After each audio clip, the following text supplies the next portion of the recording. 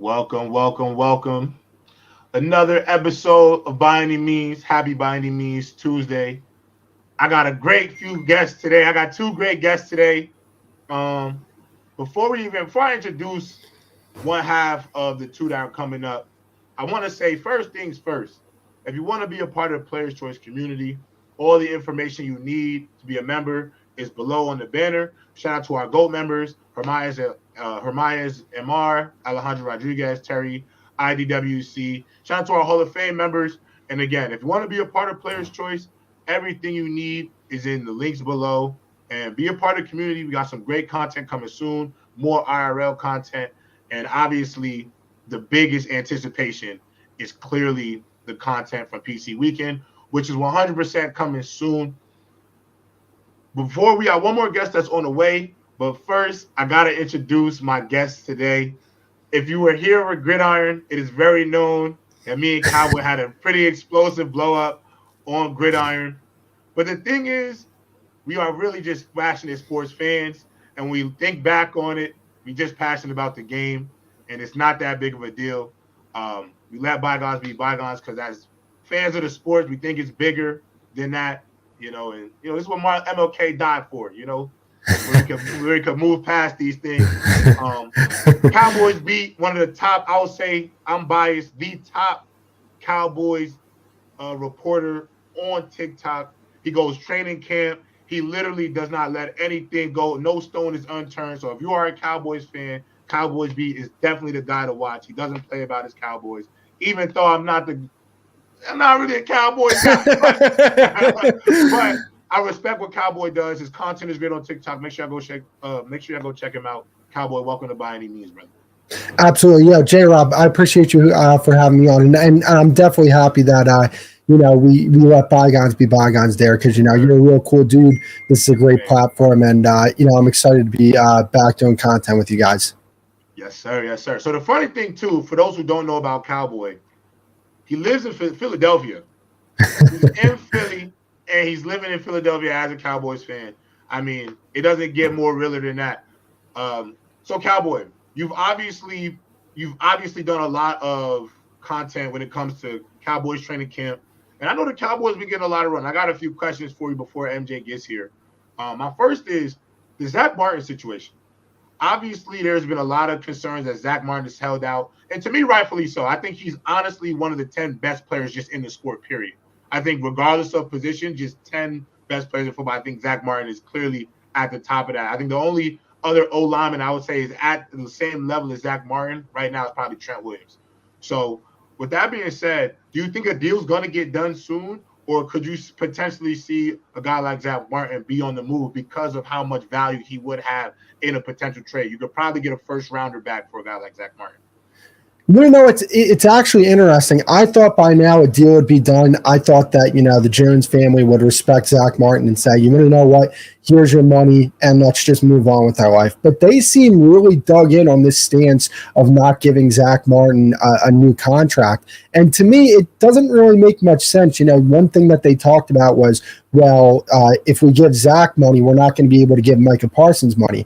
But the thing is, if they were to redo a Zach Martin contract, they would clear up cap space over the next few years and really push that hit down the line. So to me, it doesn't really make sense why the Cowboys are taking this stance.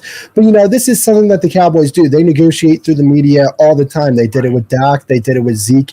They did it with DeMarcus Lawrence, and they ultimately ended up making a deal. Here's the thing. Zach Martin is very smart. He did this at the perfect time because the past 2 seasons, they had a guy named Connor McGovern. He plays for the Buffalo Bills.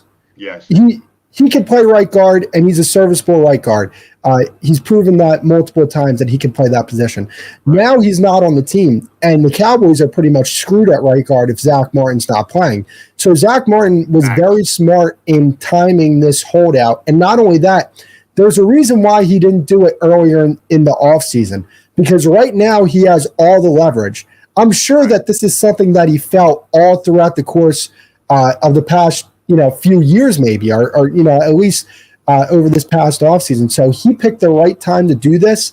But it is strange to me because, the Cowboys have been really good to Zach Martin. Like 6 years ago, or 4 years ago when they signed him to that big deal, it was a 6-year contract, which made him the highest paid guard in football. So not only did he get security, but he got top of the market money. And, Zach Martin has to know that, come the end of that contract, he's not going to be the highest paid at his position. Like, look at Patrick Mahomes now. Now with the quarterback market. So I think ultimately a deal gets done between the two sides, and Zach Martin will be back, because if not, it's not a pretty sight right now with their offensive line and the people that they're putting in there right now. Yeah, no, I agree. I feel like, to me, I think there are certain players in football, regardless of position, that if they want to get paid, I think they clearly deserve the money. Like, I think those players are like the Zach Martins, a Trent Williams, a Michael Parsons, Mahomes, Joe Burrow. I'd even give the nod to Jalen Hurts, Justin Jefferson, Devontae Adams. Those type of guys are, not only are they worth first rounders, but I would never feel bad about paying them top dollar because of what they are capable of as players. I think Zach Martin is 100% one of those guys. It's kind of sad that he's holding out. Obviously, I hope a deal gets done for them. But I know there are a lot of people out there who are hoping a deal does not get done because of the fact that a guy like Zach Martin on the market, a lot of people are jumping on that. I can see the Bengals jumping on a guy like Zach Martin. A lot of teams that are looking to bolster an offensive line, Zach Martin immediately makes you better. So I do think Jerry Jones is playing a dangerous game, and Zach Martin's clearly taking a stance where I don't care. I'm not going to back down or cater to what you want me to do, Jerry. If I'm gonna go for it. So, I mean, I hope they get a deal done, but if he doesn't, he's easily a big time needle mover for an offense. Oh yeah, absolutely. It's so crazy, mate. I mean, this guy, no doubt about it. 5 years after he retires, he'll be in the Hall of Fame. That's how good this guy is. I mean, he has less holding penalties than Pro Bowl appearances, which is just move your mic up just a little bit closer to you. Yeah, just a little bit closer to you. Yeah. Can you hear me better now? Yeah, I'm good. Okay, I'm good. Cool. Yeah, I had a weird something happened with my mixer, but I think No, you're good. You're good. No worries. So my next question to you is this: is another Cowboys-based question. Obviously, one of the biggest issues you and I had on the old show was your ranking of Dak Prescott. This was obviously prior to this. This might have been prior to the end of the season. This was maybe like middle of the season. This was early in last year's season. You had him as the fourth best quarterback in football. Obviously, that was a big blow up. My question is this to you, though. Obviously, I don't know if you still feel that way about Dak, but there's one thing Dak did in the offseason that I actually feel like he kind of put a target on his back that he didn't have to. When he made that comment about cutting down on the turnovers, I thought that quote was actually not the greatest quote to put out, due to the fact that now, anytime he throws a pick in training camp, it goes viral. He's not the only quarterback throwing picks in camp.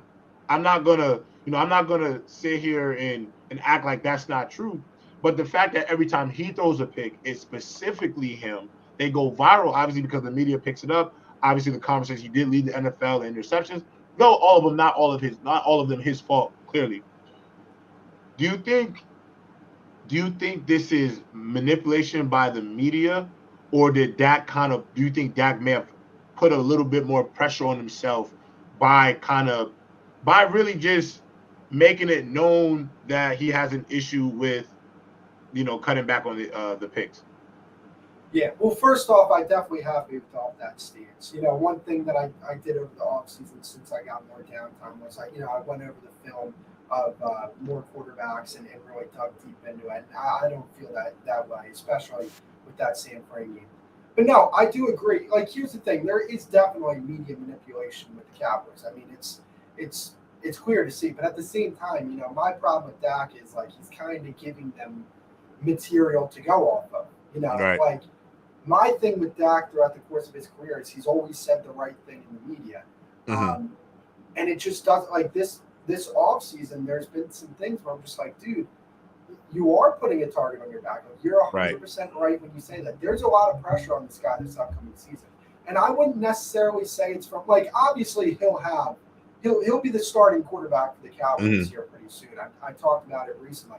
He'll be the starting quarterback for a long time to come. But just the way we look at him, this is going to be a big year for him because all right, he had the turnovers last year, and I think there was a lack of support that the front office gave him. He's got to play better against San Francisco, no doubt about it. I'm going to hold him accountable for that game. That was a bad performance. Yeah. But no, 100%, he has to, I think he has to stay out of the media because here's the thing. JRob, you know this, good quarterbacks throw interceptions. It just is what it is. When you're pushing the ball down the field and being aggressive, interceptions happen. My problem is, I don't want Dak to feel so much pressure that, okay, I can't push the ball down the field. Now, I don't think he'll be like that, but, as soon as he throws that first interception, I don't want him to, clinch up after that because, it's starting to feel like he's putting too much emphasis on not throwing interceptions. Yes, I do. No, I agree. My other thing is too. I think does your webcam pick up as a mic sometimes? Because it might be you might have your webcam on instead of your mic. Because mine does that too. I know exactly. Because I know what the difference it sounds like. It might be your webcam. But perfect. Yeah, perfect. Yeah, you just might have been your webcam. Yeah, no, I agree. But I also think it's unfair. I give Dak a little bit of accountability for that just because he shouldn't. I don't even think he should have addressed it. I think once you address it, because people are already talking about it, but once the person they're talking about address it, I think that makes it worse. And I feel like now, I think Joy Taylor, she's on speak. Joy Taylor gave a Joy. Hold on. Let me add one more guest to the show. Shout out to my guy, Real. Let's go. Hey, God. First time on Player's Choice, Real Talk with MJ. Welcome to the show, brother. Welcome to By Any Means.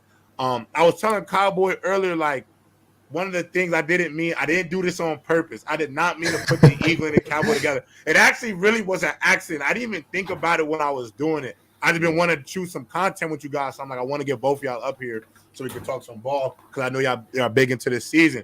So MJ, just to give you some tie-in to what we're talking about, we got some questions for you as well. We're talking about Dak Prescott. Obviously, there was a lot of conversation about the picks and cutting back on interceptions. And I was asking Cowboy about now every pick he throws in camp seems like the video is going viral. Diggs grabbing him. So my question to you is, I was asking Cowboy, is the media overblowing this, or did Dak put a little bit of this target on himself? That's what we've been discussing. I just feel like Dak put the target on himself. He was injured for a good part of last season, and he still was one of the league leaders, if not the league leader in interceptions. So what the media is going to do is look at what you're doing in training camp. And if we see lowlights, if you continuously, I haven't seen lowlights of Jalen Hurts throw interceptions. I haven't seen lowlights of Patrick Mahomes, Josh Allen, all these other top-tier quarterbacks, but we are only seeing lowlights, interceptions from Dak Prescott, who has had a problem with turning over the football. So it's not overblown. It would be overblown if Dak wouldn't have this problem in the regular season. Mm-hmm. Now, the script is not written for Dak. Can he change it?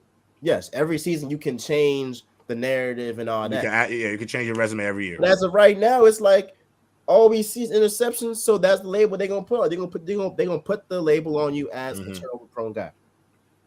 Well, I think now one thing is I think that the interceptions this year, especially in the San Fran game, I'm not making an excuse for them. They were unacceptable, bad balls, no doubt about it. But, I mean, over the course of Dak Prescott's career, this isn't necessarily who he's been. I mean, he's played 97 career games, and he only has 65 interceptions.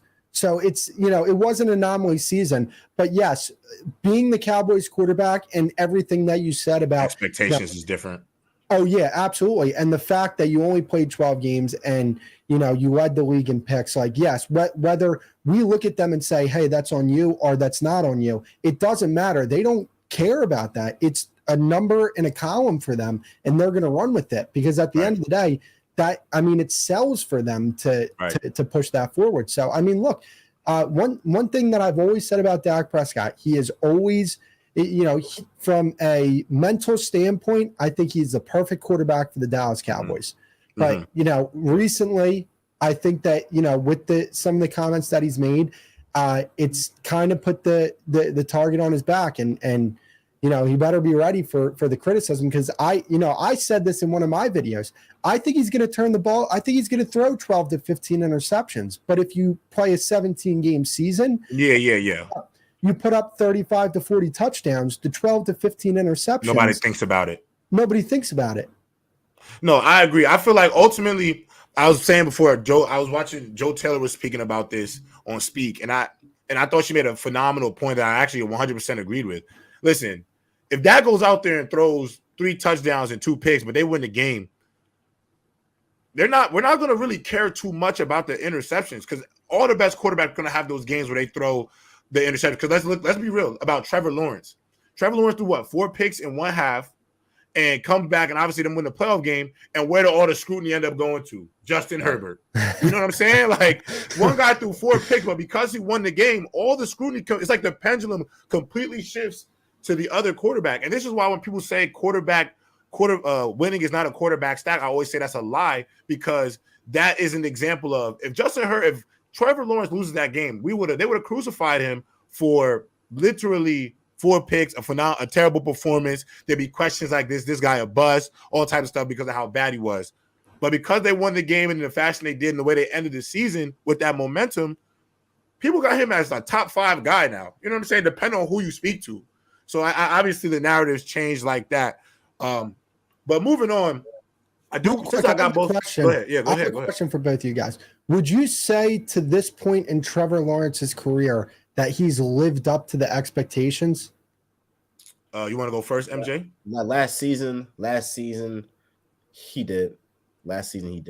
And because you have, you're up against one of the biggest deficits, if not the biggest deficit, in a postseason. You have a guy, and I will give him credit. Well, I will give his coach credit. This is a former Eagles coach, Super Bowl winning coach, who I don't believe should have gotten fired. But as a conversation for I'm with you on that. Right? Hey, I'm with you on that too. You have a great coach right there, but I do believe that Trevor Lawrence, he's improved greatly since his rookie year. I will say he's had some high expectations. So facts. Go back to your point, like, has he surpassed him? I don't know if he's surpassed him yet, right? You still have some years to go, but I do believe that, like, the way that he ended last season, it puts a good taste in people's mouths. And if he was to lose that game in, blowout fashion, like it was looking like, then we're talking about a different conversation. But it's a win-lose league, right? It's all that. So it is. I would say he's on the track to surpass, but he still has more to do. So for me, 2 quarterbacks in the league to answer your question. The first, Justin Fields and Trevor Lawrence, to me, their rookie years, I don't even put any stock in them. Almost as if they just didn't happen. I'm not saying that they didn't, but both situations were so astronomically bad on both ends for both players that to judge them based off those first seasons would not only be unfair, it wouldn't even be realistic. Like, Trevor Lawrence had a coach who Aaron Donald got to the NFL. That, in a hindsight, tells you what type of guy you are in terms of how you think about the league versus what you were in college. Not only that, Justin Fields, terrible O-line, no weapons. I think that Matt Nagy regime was an absolute dumpster fire as well. And so it wasn't. I didn't see either of them succeeding that well in that first year. Now, I think this year, when you look at both teams, both players, Trevor Lawrence had the better supporting cast than Justin Fields did all around. But I think the great thing about it is Justin Fields showed the potential that I think people have an idea of what he could be with the right pieces, O-line, and another year to grow. And I think Trevor Lawrence, with legitimate coaching and weapons, and obviously who people don't think coaching matters, ask Doug Peterson and the Jaguars if coaching matters. Yeah. You know what I'm saying? That upgrade from the coaching, and the weapons with actual like the Jags are going to be a real player in this thing next year just because of the addition of Calvin Ridley. Another year of Trevor Lawrence growing and developing. So I'm with MJ in the sense of I'm not going to say he's met expectations because you got to remember this kid coming out of high school was considered a generational level prospect. You know what I'm saying? So him and Justin Fields were top two, huge expectations for them as prospects. So he definitely left last year on like I think America. That game against the Chargers, I think America looked and said, Trevor Lawrence, that's who we know. That's that guy from Clemson that we all fell in love with the long hair looking like sunshine. Yeah. That's sunshine. And, you know, he outplayed Justin Herbert in the second half. You just got to give it up to him. Whether you got him ranked one or higher than the other, he was phenomenal at that in that second half. And I think the world kind of gravitated to him because everybody expected him to beat us. But you know, he got more to go. He got to make a few all pros, first or second team. You know, I think he needs one MVP, just one. I need one from out of Trevor Lawrence. I need one out of him. And but I think I definitely will say this. I think he gets there. I definitely think he gets there. Hey, yeah, I think Trevor Lawrence is an example. I was about to say Trevor Lawrence is an example of look, every rookie is not bad to be Justin Herbert and Patrick Mahomes out the gate. Yeah. Can we give these guys some time? Yeah. Yeah, but Aaron Rodgers, he had time to develop. I believe that Jordan Love will be, you know, one of the better quarterbacks in the NFC. I think look at the NFC quarterbacks, Jordan Love will be top 5, top 7 at worst. At worst. Right. If he's got time to develop. Again, Herbert, Mahomes, they are admirations, but no, I like what I see from Trevor Lawrence as of late. Yeah. I think you want to know what I think Trevor Lawrence has the potential to be better than Justin Herbert. I agree. Because like he has the production, and not only that, I think he has the wins under his belt as well. Because I mean, look, the Chargers had a good team this year. They weren't like I don't think either team. Like I don't think the Jaguars had a way better team than the Chargers. I think that they were facts. You know, and one thing I'll say, I will argue the Chargers have more offense, will have a better offensive talent, than the Jaguars at that time. My bad. And I'll say this about you're good. I'll say this about the Jaguars, bro. I agree. You got to watch out for this team. Like you add Calvin Ridley to that offense, who like they didn't have a number one receiver last year, but when you look at the pieces that they had on that team, they had a group of just really solid players. It was almost like the Chiefs wide receiver core in a way, but I think it was a little better. They didn't have like a definitive number one guy, but they had a really good scheme. They had a solid O-line with Evan Ingram there. And you add Calvin Ridley, that's a number one receiver on that team. Hey, I'm not gonna lie. Shout out to my man's Evan Ingram because the Giants was about to have him on fraud alert, bro. But that's really what happens when you go to a situation where you're allowed to really thrive and you're in an offense that highlights your skill set. Because I thought Evan Ingram was a dog coming out of college, but I think that what they were doing in that Giants offense in that system with Joe Judge and him, I don't think that got the best out of him.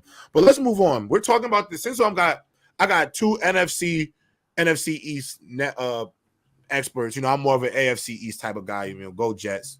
But obviously talking about the NFC East, I think this year, first time in a long time, I think your division is back to being like when we was kids.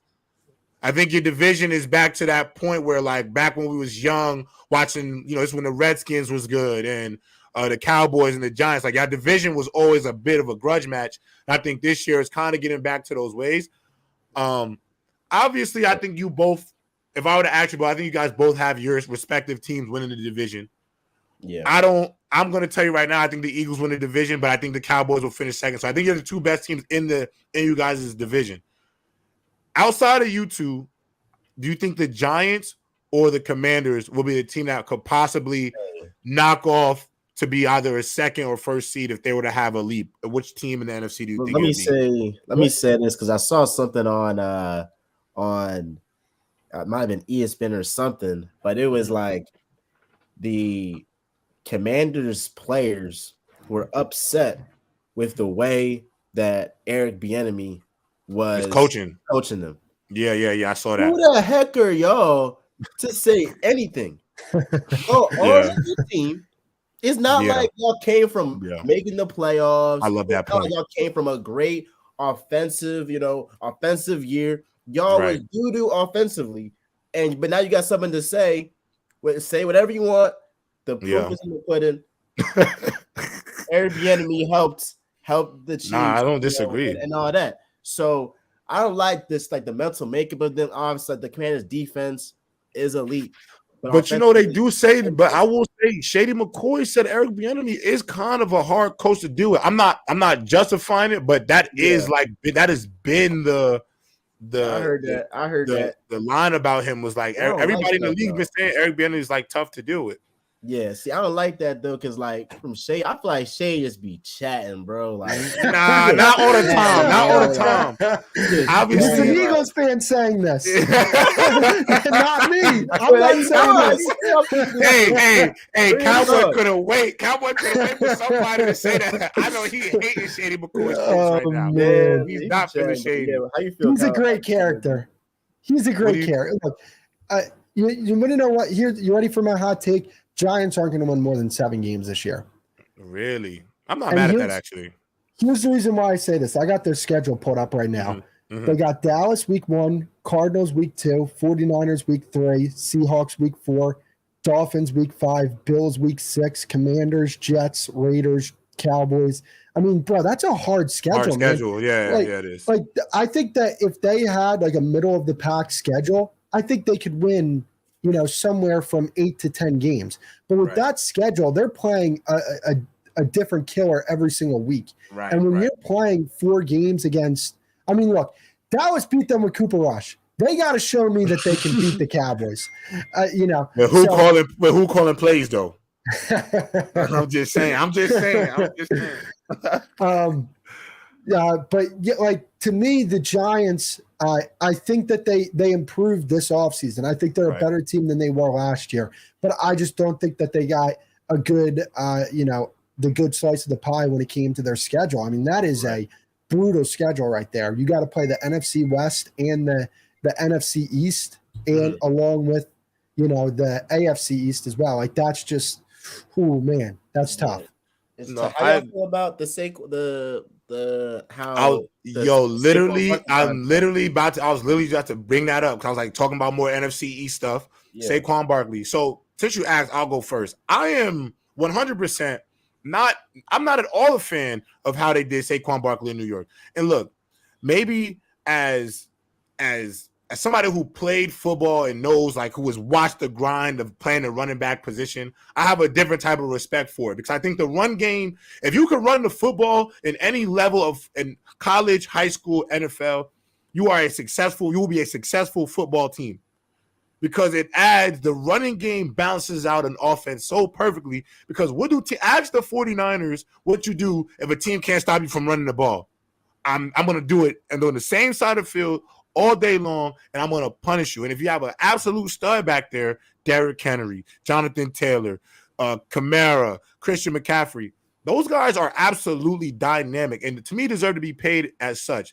My issue is I don't know why the NFL has just never paid running backs the top end of their contracts up front instead of doing it on the back end when they're in that year 3, 4, 5, because that's what happened with Ezekiel Elliott. And that's why I think the market is the way it is. A lot is because of that Zeke contract, because everybody thought the market would change due to Zeke's contract, but it never caught up to Zeke's contract. Nobody was like, or Todd Gurley. Like, we're not taking those contracts because of the decrease in production. My biggest issue with it is, though, you gave this man $11 million and you gave you gave $40 million a year to Daniel Jones. And I think both of y'all know, watching so much NFC East football, especially because of location that y'all are in. All 3 of us actually live on the East Coast.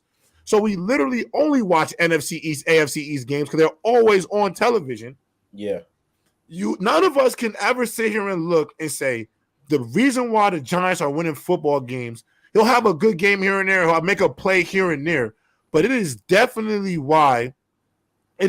because of the impact of Saquon Barkley to that offense. He made a lot of things easier for a guy like Daniel Jones. Now, do I understand running backs, the shelf life is bad? Obviously, I do. But you have a Ferrari. You got to pay the price for a Ferrari. Yep. You understand what I'm saying? Like, if you're going to have a Lamborghini, pay the price for the Lamborghini. And y'all going to give Daniel Jones, I don't care what nobody says. You cannot tell me that Tyrod Taylor can't go out there and throw me 15 touchdown passes, bro. I'm sorry. Daniel Jones throwing 50, like Justin Fields threw 17 with another 1,000 rushing yards. Obviously, he has his issues too, but it's to me, it's not a big deal. Like, I can't get behind it because you gave all that money to Daniel Jones off the back of Saquon Barkley's production in my eyes. And two things I want to add to that, JRob. If you pick a running back with the second overall pick in the draft, you should probably plan to pay that guy. Because why wouldn't you want to pay a guy that you picked second overall over multiple quarterbacks from that draft? You should want to pay that guy. He is that type of talent. And not only that, the notion that once the running backs get their contract, they just fizzle out. Recently, that hasn't really been the case. Derrick Henry, when he got his contract, he's playing some of the best football of his career. Christian McCaffrey got his contract. He's still playing really good football. Dalvin Cook got his contract, played really good football. Aaron Jones. Like, the only case that you have of that, being the case is Ezekiel Elliott. But it's such a big case because one, it is the Cowboys and it's Ezekiel Elliott who is a big name. But like this, I would say that more often than not, when you pay your running back, they still have some years after that if you don't run them into the ground like the Cowboys did to Zeke. Right. No, literally though. If you look at, people don't realize, if you look at Zeke's carries, his first 5 years in the NFL, it is actually almost like y'all trifling. Yeah, you're trifling. They was wilding, but like also, what message? Now look, I mean, kudos to the Giants. They got this done. Some way, somehow, Saquon Barkley, he settled. What he settled, but what message does that send to your locker room in terms of you have your most talented guy? They are in the weight room with this guy. Right, they see this guy in practice. He's different. He's built different. You see them quads. Guys built different. Right. I'm not trying to pay him. They know that, like, the team know that. The defensive guys is like, hey, I mean, we had a pretty damn good year with because of this guy. We surprised people. Why are we not trying to, keep this thing going and all that? So I'm concerned about, like, just the overall morale of the team, given that conflict there. But I mean, kudos to the Giants front office for lowballing him and Saquon. And the thing to add to that, MJ, do you understand what the Giants also did too? The Giants pretty much set the precedent too. To me, is like, I don't care if we got Saquon Barkley. This is all he's getting. And you don't think every other team in the league saw that? It's like Austin Eckler. You saw what they did with Saquon. You know what I'm saying? All these Dalvin Cook. Yeah, you're not Saquon. Dalvin Cook, he's coming to the Jets. Shout out to Aaron Rodgers for giving that bread up. Because if Aaron Rodgers don't give that bread up, I don't know if we're giving him more than $12 million. If that for the season.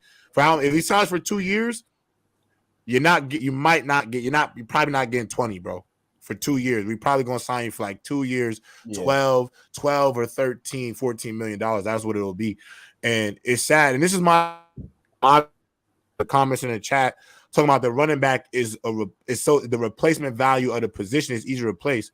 Here's my thing to y'all. Y'all be honest with me, because maybe I'm tripping. This is why casuals lose me sometimes with certain takes. Obviously, I understand that there's these running backs that are in the 4th, 5th, 6th round that come out and play well, i.e. the Austin Ecklers, the Aaron Joneses of the world. Do you think Daniel Jones will be better or worse if they replace Saquon Barkley? He'd be worse. Oh, 100%. And I think I did a video on this on my other page. I was saying that, like, when you look at some of the best running backs in the league, McCaffrey, top 10 pick, Saquon Barkley, top 10 pick, Zeke from a few years ago, top 10 pick, top 10 pick, Josh Jacobs, I think he was a first-round pick. First round pick. First round pick. Yep. Derrick Henry, early first-round pick. Like when you go over the rushing leaders from the past 5 seasons, it's littered with first and second-round picks. And not only that, like here's the thing. If you're a team like the Eagles, that philosophy works where you're just like, yeah, we can draft a guy in the 5th or 6th round, and we're good because we have the best offensive line in football. But if you want to have an effective running game, and maybe you don't have the best offensive line, but you still want to have that effective running game, adding a guy like Saquon Barkley, it doesn't matter how good or how bad your offensive line is. He's going to be productive for you. Right. Like you're going to be able to run the football effectively with that guy because of how good he is. And he makes plays that people just can't make. Like, I think that my biggest issue, my bad, MJ, I know you go after this, but I just wanted to just chime in real quick because this running back thing actually really obsessed me. Just as a football player, I hate it. Like, the football player in me just hates it because I think it's a bit of a joke. Because this idea that you are going to get the same level of production, like, there's only Saquon Barkley, McCaffrey, Kamara, Derrick Henry, Jonathan Taylor, Dalvin Cook at his peak. These guys, like you just said, Cowboy, what was the best point is that these were all first and second round talents that were drafted to the league.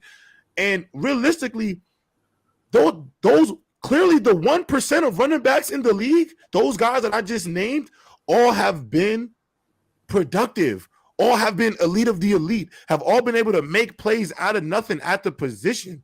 All those guys I just said are the 1% of running back. So I just feel like ultimately this idea that you can go just get another Aaron Jones or go get another Saquon or how many guys in the league is Christian McCaffrey?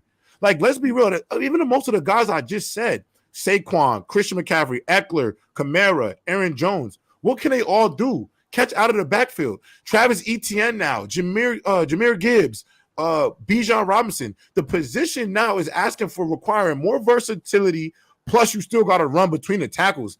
If you ask me, the requirement to play the position now adds more value because you're asking if you go to Detroit Lions camp or Falcons camp, they got Bijan in the slot.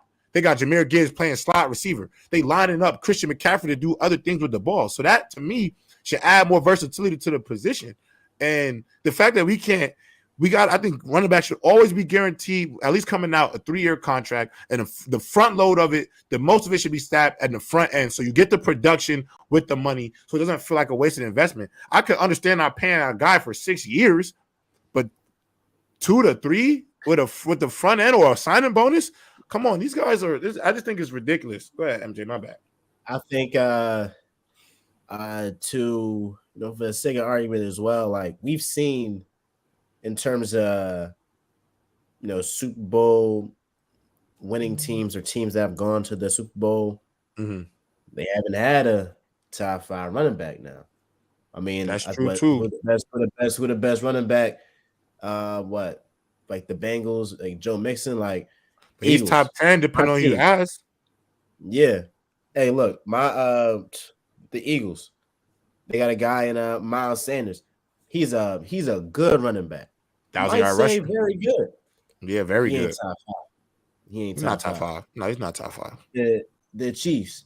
And what I'm saying is the Chiefs have ruined it for the quarterbacks. I mean for the running backs, right? Because now you're looking at, they don't have no top 5. They just invested in their quarterback. They invested in drafting and Pacheco. They invested in the draft, right? And then now they're at Super Bowls each and every year. Here's the thing: your quarterback, not Patrick Mahomes. But that's my point. He could do it with any one of us, bro.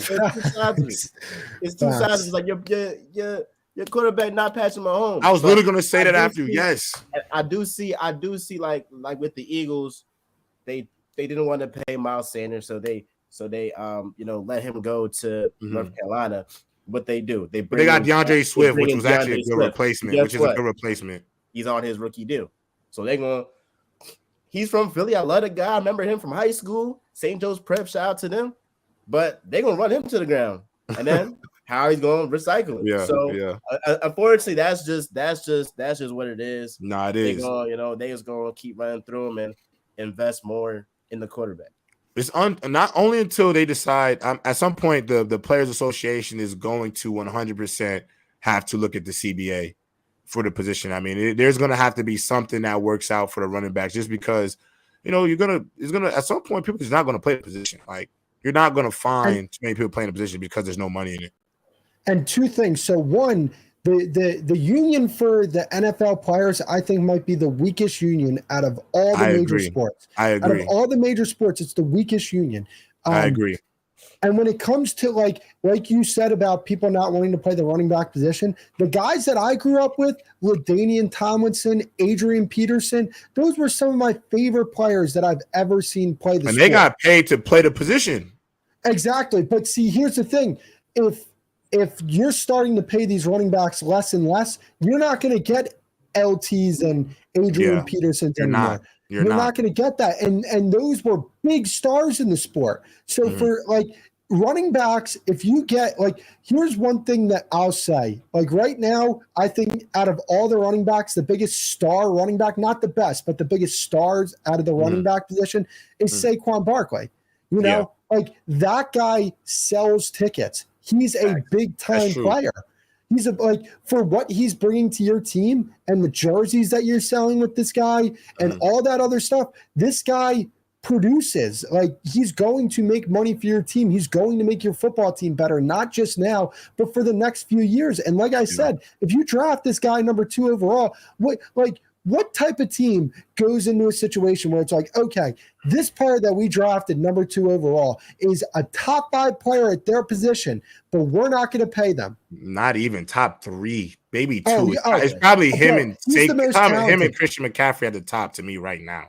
Bro, I think that he's the most talented running back in the league. Facts. And not only that, like you talk about, these running backs playing more positions now. Bro, I was watching. He was doing that at Penn State. Well, but listen to this, right? Yeah. I was watching all 22 of I think it was the 49ers versus the Seahawks. Christian McCaffrey lined up out wide, and they threw a ball downfield to him, and he scored a touchdown. Yeah. Like, bro, that dude's different, man. If you're trying to tell me that guy, here's the thing. It gets talked about with Tony Pollard. And I say pay Tony Pollard. And the reason why I say pay Tony Pollard, because this guy isn't just a guy who's going to carry the football for you. If you want to, you could play him as a slot receiver. You can have him catch passes out of the backfield on top of giving him 15 to 20 carries a game. These dudes are weapons. They're not just running backs. And if these there's a reason why the 49ers and Kyle Shanahan said, we're going to trade the farm with our draft picks to go get Christian McCaffrey. And when they got Christian McCaffrey, that offense went to a completely different level. No, I agree. Facts. And 1 second, somebody trying to call me.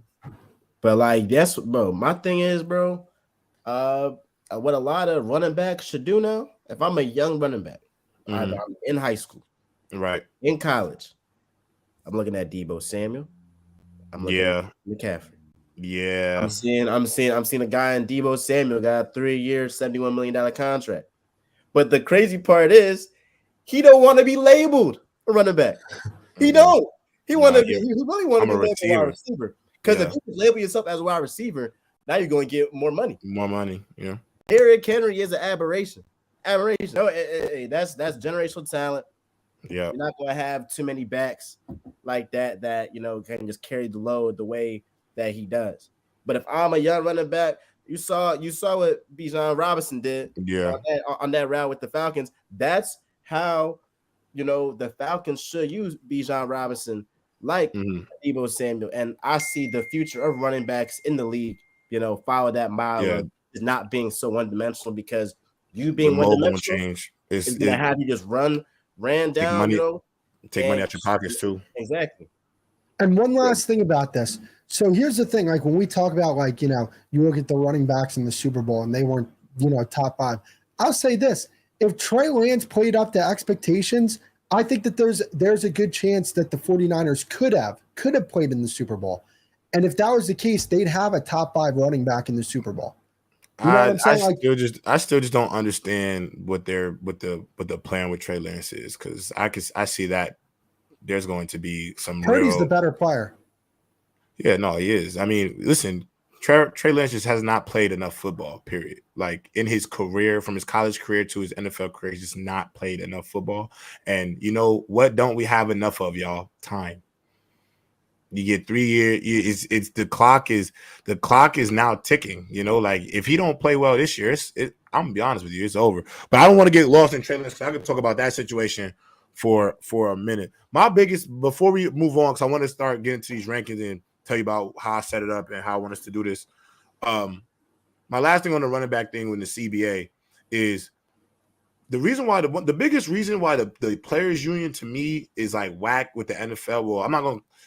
The fact that they have allowed the franchise tag to stand this long, the fact that the franchise tag is still surviving in 2023 in the NFL, that in itself to me is the reason why that players union has not done a great job, because that is something that should have been fought to get rid of for every time there was a conversation about a CBA. That should have been the first thing talked about, brought to the forefront year in and year out until something was done.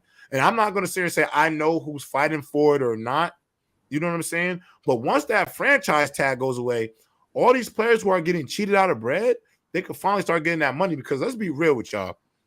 The NFL does have the money to pay players like NBA players and stuff, to give those type of seismic contracts out. Don't let them have you fooled. The NFL as a brand and viewership has done better than the NBA over the last, I want to say, decade in terms of just viewership numbers. So the NFL as a product as a whole is still the premier thing in America when it comes to American sports. And so ultimately, I know y'all make enough money to pay these guys, and y'all could do this.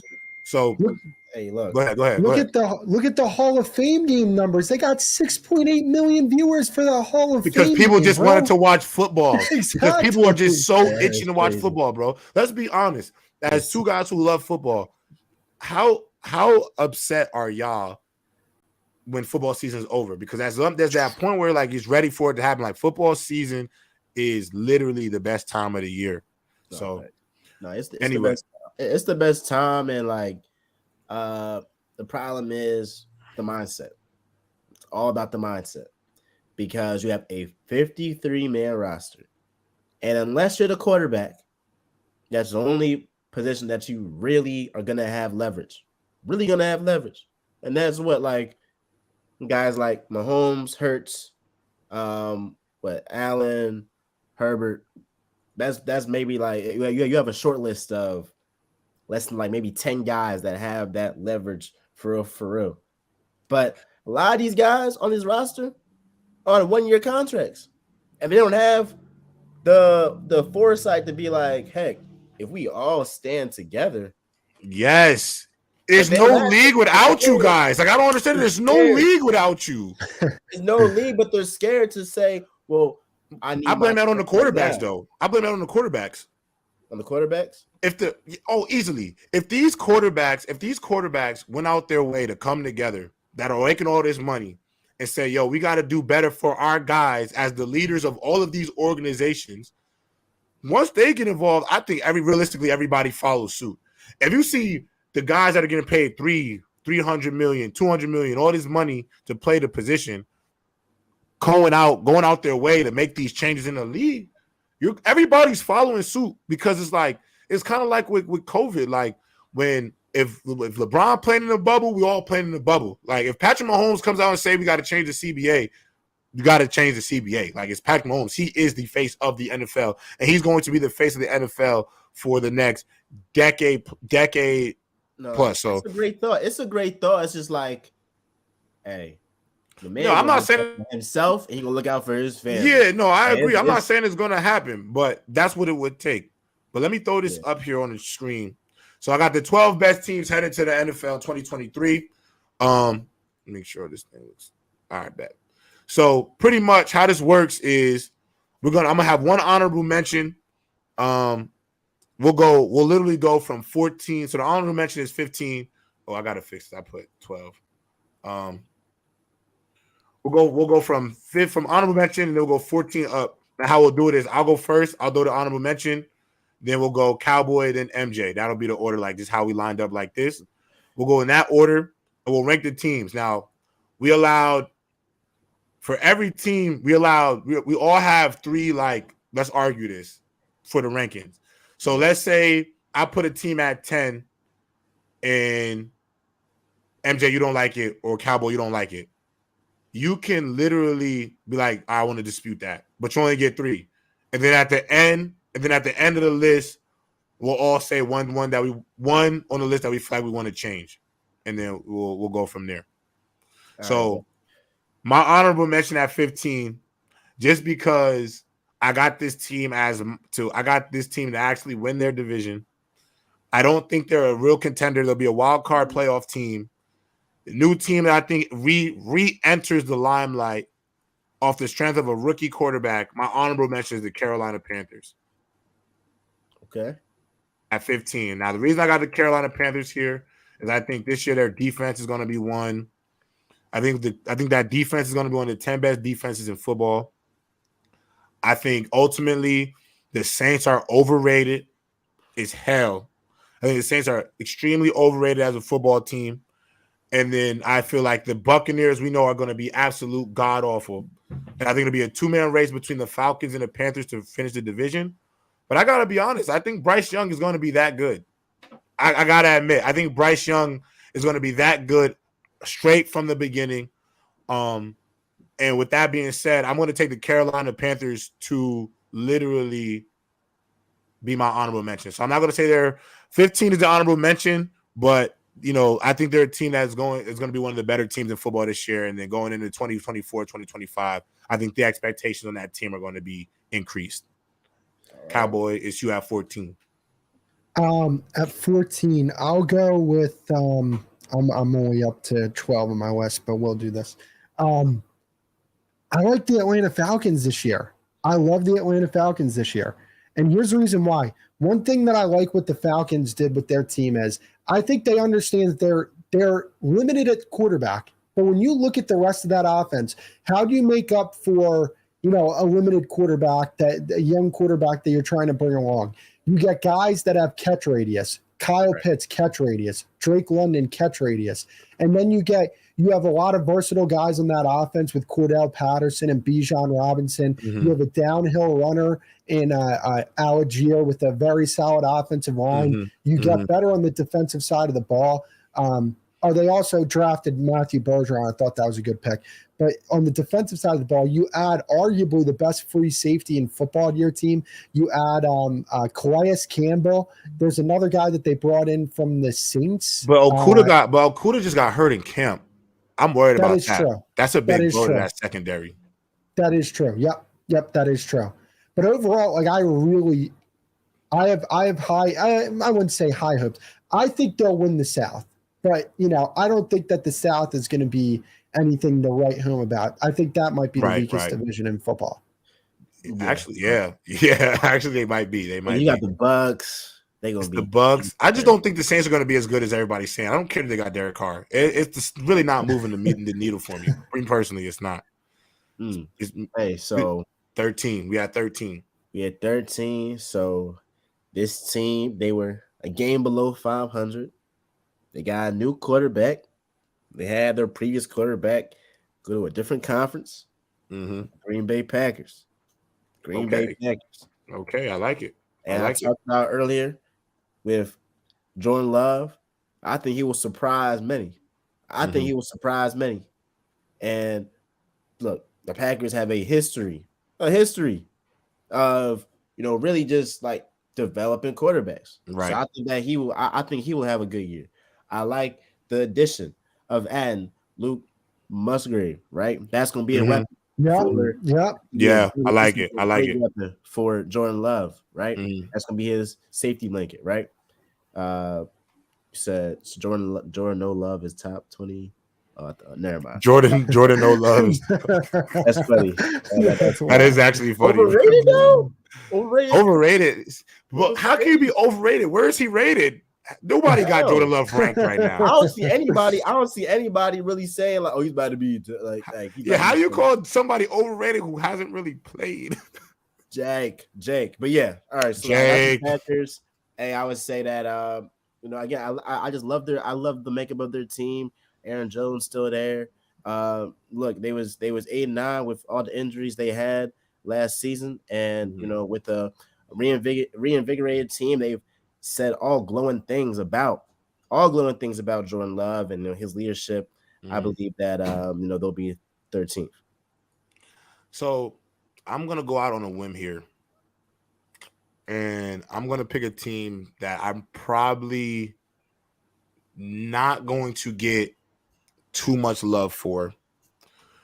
But the reason I'm going to put this team here is because I think the quarterback on this team is going to play at an all-pro level, plays out of the same conference and division. I'm going to go with the Chicago Bears at 12. Because I know this is crazy to say, but I think the young talent that the Bears have, I think the addition of DJ Moore, I think the upgrades on the O-line, I think another year for Justin Fields. And I think what people forget about Justin Fields as a player, I'm not saying he's going to be an all-pro, but I think he'll play at that type of level, like an elite level. I personally feel like the Chicago Bears will be great. Won't be the best team, will be better than the teams that we have ranked so far because of what Fields does. I think the best thing, too, about the Bears that people don't think about is Justin Fields, prior to coming into the league, wasn't this runner that everybody sees him. Like, these plays he's making off script is not who he is, really. And so I'm going to say that I'm going to put the Chicago Bears at 12. I think in terms of just top 14 teams, I think the chat is overreacting. But if you look at the 4 teams at the bottom, chat, I don't understand why y'all are reacting so much, because these teams don't really have Super Bowl or even playoff level, like first or second round level expectations. These are who we just think the 14 best teams are. I think you guys are losing. I think you guys are really losing stake about this list, because these 4 teams don't even have extreme level expectations. But the reason why I'm going to put them at 12 is because out of these 4 teams, I think Justin Fields is going to have the best season. And I think what Justin Fields does is going to propel them, because let's be real. When you see great quarterback play around abysmal units, i.e. Deshaun Watson with the Texans. Now, I'm not calling Justin Fields Deshaun Watson, but we've seen how a quarterback can easily change the fortunes of a team just by his play alone. So I'm going to put the Bears at 12. Not the popular pick, but I do have high stake in Justin Fields as a player. So I'm going to put him at 12. Can I add on to that? You want to know what? I don't hate that pick. I think that there's some serious potential in the Bears, and here's the reason why. They go get Darnell Wright in the draft. But he was the best offensive lineman in the draft to me. He's better than Paris Johnson Jr. He's better than Anton Harrison. He's better than all those guys, Broderick Jones. I think that they have one of the most underrated wide receiver cores in the entire league. Facts. You have a legit number 1 in DJ Moore. Darnell Mooney is a very solid number 2. Chase Claypool, he's not a great receiver. We all know this. But as a third option, I don't hate that for them. He balances what they have. You have Kmet. And then on the defensive side of the ball, they made improvements with TJ Edwards from the Eagles, who I thought was an awesome player for that team. And you add Tremaine Edmonds as well. You already have Jalen Johnson, and you have Jaquan Brisker. I think that I think the Bears have some serious potential. And not even to go back to the offensive line, Braxton Jones did not have a bad rookie season at all. Like, I could definitely see him taking a step forward in his second season. Like, I think that there was a legit case that of all the left tackles drafted in 2022, he was up there with some of the best, and he was drafted in the 5th round, I think it was. Yeah. I think too with the Bears that people don't realize is that team was a bunch of kids last year. People got to really understand you're playing with a lot of youth on that Bears team. I really think this year the conversation about the Bears is going to change a lot. MJ, who do you got at 11? Is there nobody has a veto? No, so far. No, I ain't gonna lie. I'm with the chat. I ain't rocking with the Bears, bro. So who would you put at 12? Who would you put at 12? Who I would put at 12? If you got a veto, use your one veto. You can use your one veto. Had a lot of NFC. Well, actually, this team. Matter of fact, I don't forgot about this team. The Broncos. The Broncos. Ooh, I forgot about the The yeah. Broncos. I like this better. I like this better I too. love them. WMJ's in the chat. WMJ's in the chat. They I like not the gonna Broncos. be. They not like gonna be the I same. like this at 12. I like this at 12. You WMJ. feel me? Yeah, I do like this Seattle. JFL. He says Seattle. I do like that. I do not like that, but I would say the Broncos. Now, I like Justin Fields a lot.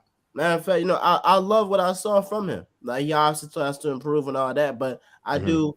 I do like the sparks. He's shown sparks to be to ultimately be a franchise guy later down the line. I still think though that they're less than 7 wins. I think that they're competitive. I think that they're gonna fight to the end. I think they're gonna be real competitive in the NFC North, but I don't see them making the playoffs. And we have the top 15 teams and all that. I don't see them doing that. I'm actually gonna waste my veto on you right now, MJ. On who? The Broncos? Because I think the Broncos need to go up one higher because I think the team that we've forgotten at 12, right here, bro. He's my one veto. Tennessee Titans. I think the Broncos would be better. I ain't even mad at that. I'm not mad. I think the Broncos are more like the 11, bro. I think the Broncos should be like 11-10 because I think the Broncos will be better than 12. I think they'll be one of the 10 best teams in football. Interesting. Tennessee Titans, their division. If we want to talk about a weak division, the Titans are probably winning their division. Like you think over the Colts, Jags, and the Texans. Literally, the Titans are not gonna get. I don't think the Jags win the division, but the Titans will have a legitimate shot. I think the Broncos, to me, will be 11. And then I think that top 10 is where this thing might get spooky. But I think outside that top 10 looking in, I think the Titans and the Broncos would be my 11 and 12. But I did. Interesting. What about the Pittsburgh Steelers? Where they at? Shit, I might have. They're kind of underrated. You know what?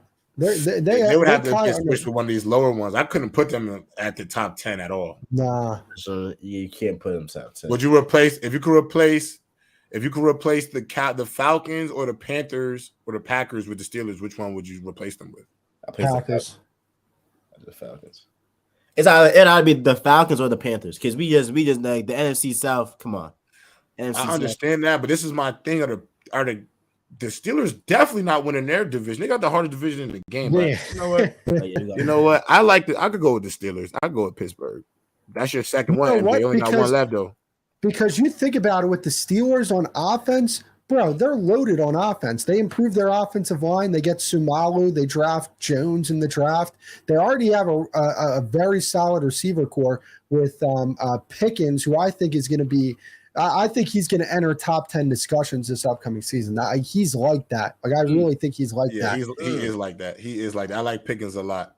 Bro, and you look at their defense with Fitzpatrick, Watt, and Hayward as well. Like, yeah, that's a team. They're going to finish fourth in their division. I think that those teams ahead of them. It's too competitive. The division is too tough. The division 100%. Is too tough, bro. Because I ain't gonna lie, because 3 of them teams is making this top 10, bro. Oh yeah. I think all 3 teams make this top 10. All right. So it's me again and MJ. Obviously, can you finish your analysis? Because I'm gonna put your Denver Broncos right here. Yeah, so I just feel like, all right, they gonna be the Broncos. They was rock bottom. Ain't no way you're gonna be worse than last year. The only way is up.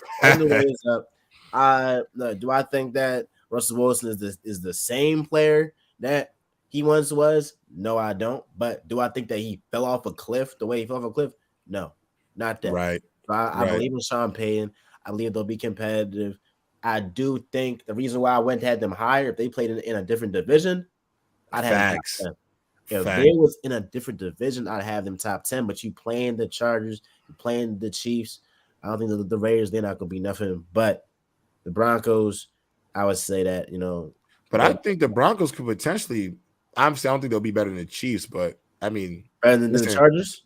Brandon Staley, I think y'all would all agree with me with this. As much as I make sure Justin Herbert gets his criticisms when he doesn't play well, because I feel like he's I just feel like he's very scapegoated in games due to the fact that his coach is a fraud. And so his coach is 100% on fraud alert. I'm not going to lie, MJ. If the Chargers first round exit, you gotta bounce Staley. You have to. Oh, you got to. No, he on his last leg. Yeah, he's hot. I don't think there's a seat hotter in football right now than Brandon Staley. Me personally. Maybe the coaching with the Raiders, maybe. But I think the hottest seat in football right now is up there in LA with the Chargers. Yep. Cowboy, you got number 10. Number 10, I'll go with the Cleveland Browns. We talked about the Cleveland Browns.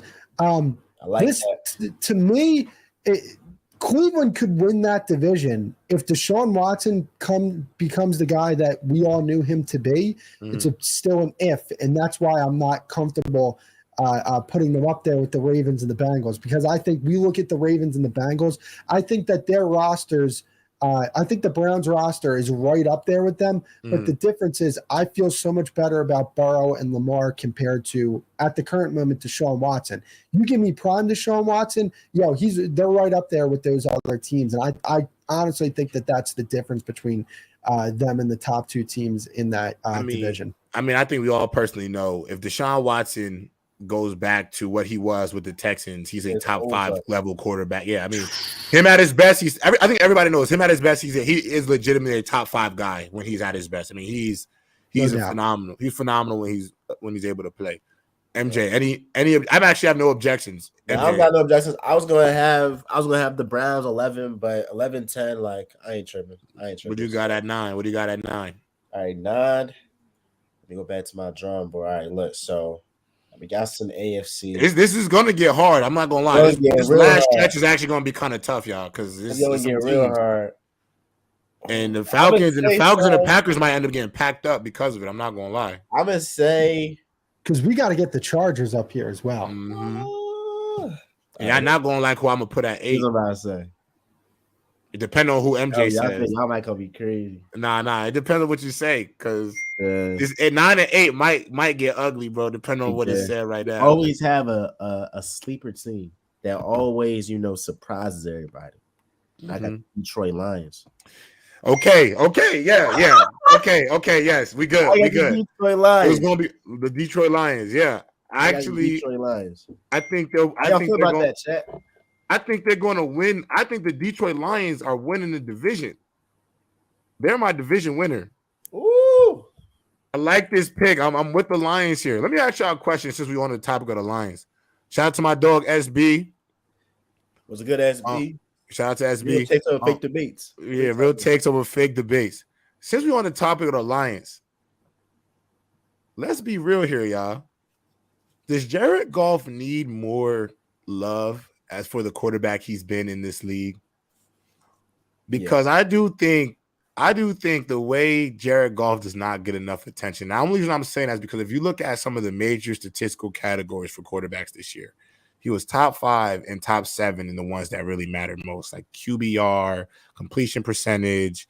I mean, there's a reason why Jared Goff was the number 1 pick, and I think people may owe him an apology after this season, for real. Yeah. No, this is what I'll say about Jared Goff. I do like Jared Goff, and I do agree that he is underrated. And I hope this doesn't come off as a slight, because I don't mean it to be. I think he is the best game manager in the NFL. And what I mean by that is, if you get him with a good offensive mind, you're going to have an explosive offense. Right. You know what I'm saying? Like with Sean McVay, he was a really good quarterback with Sean McVay. And now you have him with Ben Johnson over there with Detroit. Yeah, Ben Johnson is a stud. He is a great game manager, and like I kind of hate that people use the game manager label because I want my quarterback to manage the game. But I mean, when it comes to that, like I think he's great at doing that. Like I think he's great at running a system and taking the coaching and being able to apply that to the rest of the offense. Right. So Cowboy, you got go ahead. Jared Goff or Jimmy Garoppolo. Jared Goff. Jared Goff. Easy. Jared Goff. Jared Goff. This is my thing too about Jared Goff, and I gotta say this. I'm not mad at the slight for game manager, but the thing is, the reason why I personally don't classify Jared Goff as a game manager is because, listen, y'all know we have seen Jared Goff really have shootouts. We've also seen Jared Goff make those wow level throws. like those elite quarterback level throws. I'm not calling him an elite guy, but ultimately he can spin it with the best of them. I really feel that way in my heart. Like he can make the throws. I do agree with Cowboy in the sense that if you put the right O-line and the right offensive creative mind around him, does he flourish exponentially? But to me, I think I don't really want to call him a game manager because if I had Alex Smith or Jimmy G back there, it's not. I don't think it'll look the same personally. You know what I'm saying? Like I personally don't think it looks the same with those guys back there because I've seen with Jared Goff at his best. When Jared Goff is hot and dealing, yo, don't forget he outplayed Aaron Rodgers at Lambeau. Outplayed him head to head in a game where he had to make some plays, and he made them. So. And bro, he's only what? He's not even 30 years old yet. No, That's why I didn't understand why the Lions took Hooker. You have perfect. Oh, it's perfect. You think so? Oh, Let's talk about it. Yes, I think it's the perfect situation for Malik Hooker. One, Malik Hooker to me. If Malik Hooker didn't tear his ACL, Cowboy, I think he would have won the first round. Hendon Hooker. Hendon Hooker. Okay, I was just making I'm thinking about Malik Hooker because Malik Hooker just got that bag from the Cowboys. So he was on my mind at the time. Hendon Hooker, if he doesn't tear his ACL, if Hendon Hooker doesn't tear his ACL, I think he gets picked in the first round. I in my heart, I genuinely do. I think a team like the Tennessee Titans doesn't. I don't even think Will Levis gets picked. Would have fell. I think Will Levis falls even further if Hendon Hooker isn't hurt. One, I like it because this year, what's they going to do this year? It's just going to be a rehab year for him. Learn mental notes, get your knee healthy. We're not asking you to do much, but be a sponge. Watch Jared Goff be a guy and learn what you can. Then next year, you sit behind Jared again. You'll be the backup. You'll back up Jared Goff. You'll learn one more year. I think Jared Goff has one more year left in that contract. So by that time, he'll be 31, 32 by the back end by that point. You sit him one more year, Hendon Hooker come in to be the starter in his third or fourth year in the league. I think it's a good recipe. Like MJ brought it up before. Aaron Rodgers did it. Mahomes did it. Hurts did it. Jordan Love did it. I think a lot of guys get the opportunity to sit and you can see them flourish now. You know, I think I don't know. We'll see. I'm not mad at it though. I'm not mad at it. You know what though? I do agree with you with Hendon Hooker though. I mean, like you see the stats that he put up at Tennessee. Mm-hmm. I think he averaged like over 9 yards per attempt, but still completed over 70% of his passes. And I think he had like 27 touchdowns to 2 interceptions. I mean, that's tremendous production. Yeah. The only thing here's the reason why I disagree with you because he was excellent in college, and I think he's going to be a good quarterback in the NFL. But I think that they're a young team that's ascending, and I think give it like a year or two, and I think that they'll have built up a very capable roster to go make a run. And I think having a quarterback with experience like Jared Goff and having that Super Bowl experience, I just think that's personally the way I would have went. Right. No, I like it. Yeah, I do think too. Somebody's in the chat. They think it's crazy to have the Lions over the Browns and the Broncos. I actually don't think that's crazy at all. Actually, the division though, you gotta look at the division though.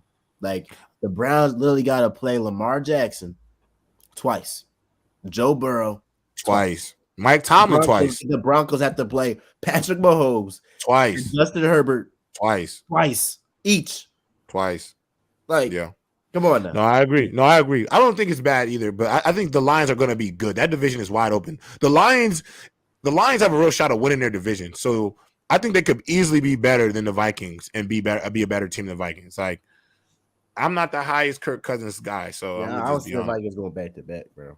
Neither do I. Nah. So with the 8th pick, this is where I don't care what the chat say, nobody says. I'm standing on this one. Here we go. If we veto it, I'm vetoing it back to this. I'm taking the Seattle Seahawks at 8. Oh my goodness. I don't hate it. I don't hate it. I'm taking the Birds at 8. Obviously, I think the only other team that's better than them in the division, potentially, because we don't even know if they have a quarterback, is the 49ers. If you think the Rams are better than the Seahawks, you're lying. And we know the Cardinals are literally going in on They're in the Caleb Williams sweepstakes, literally.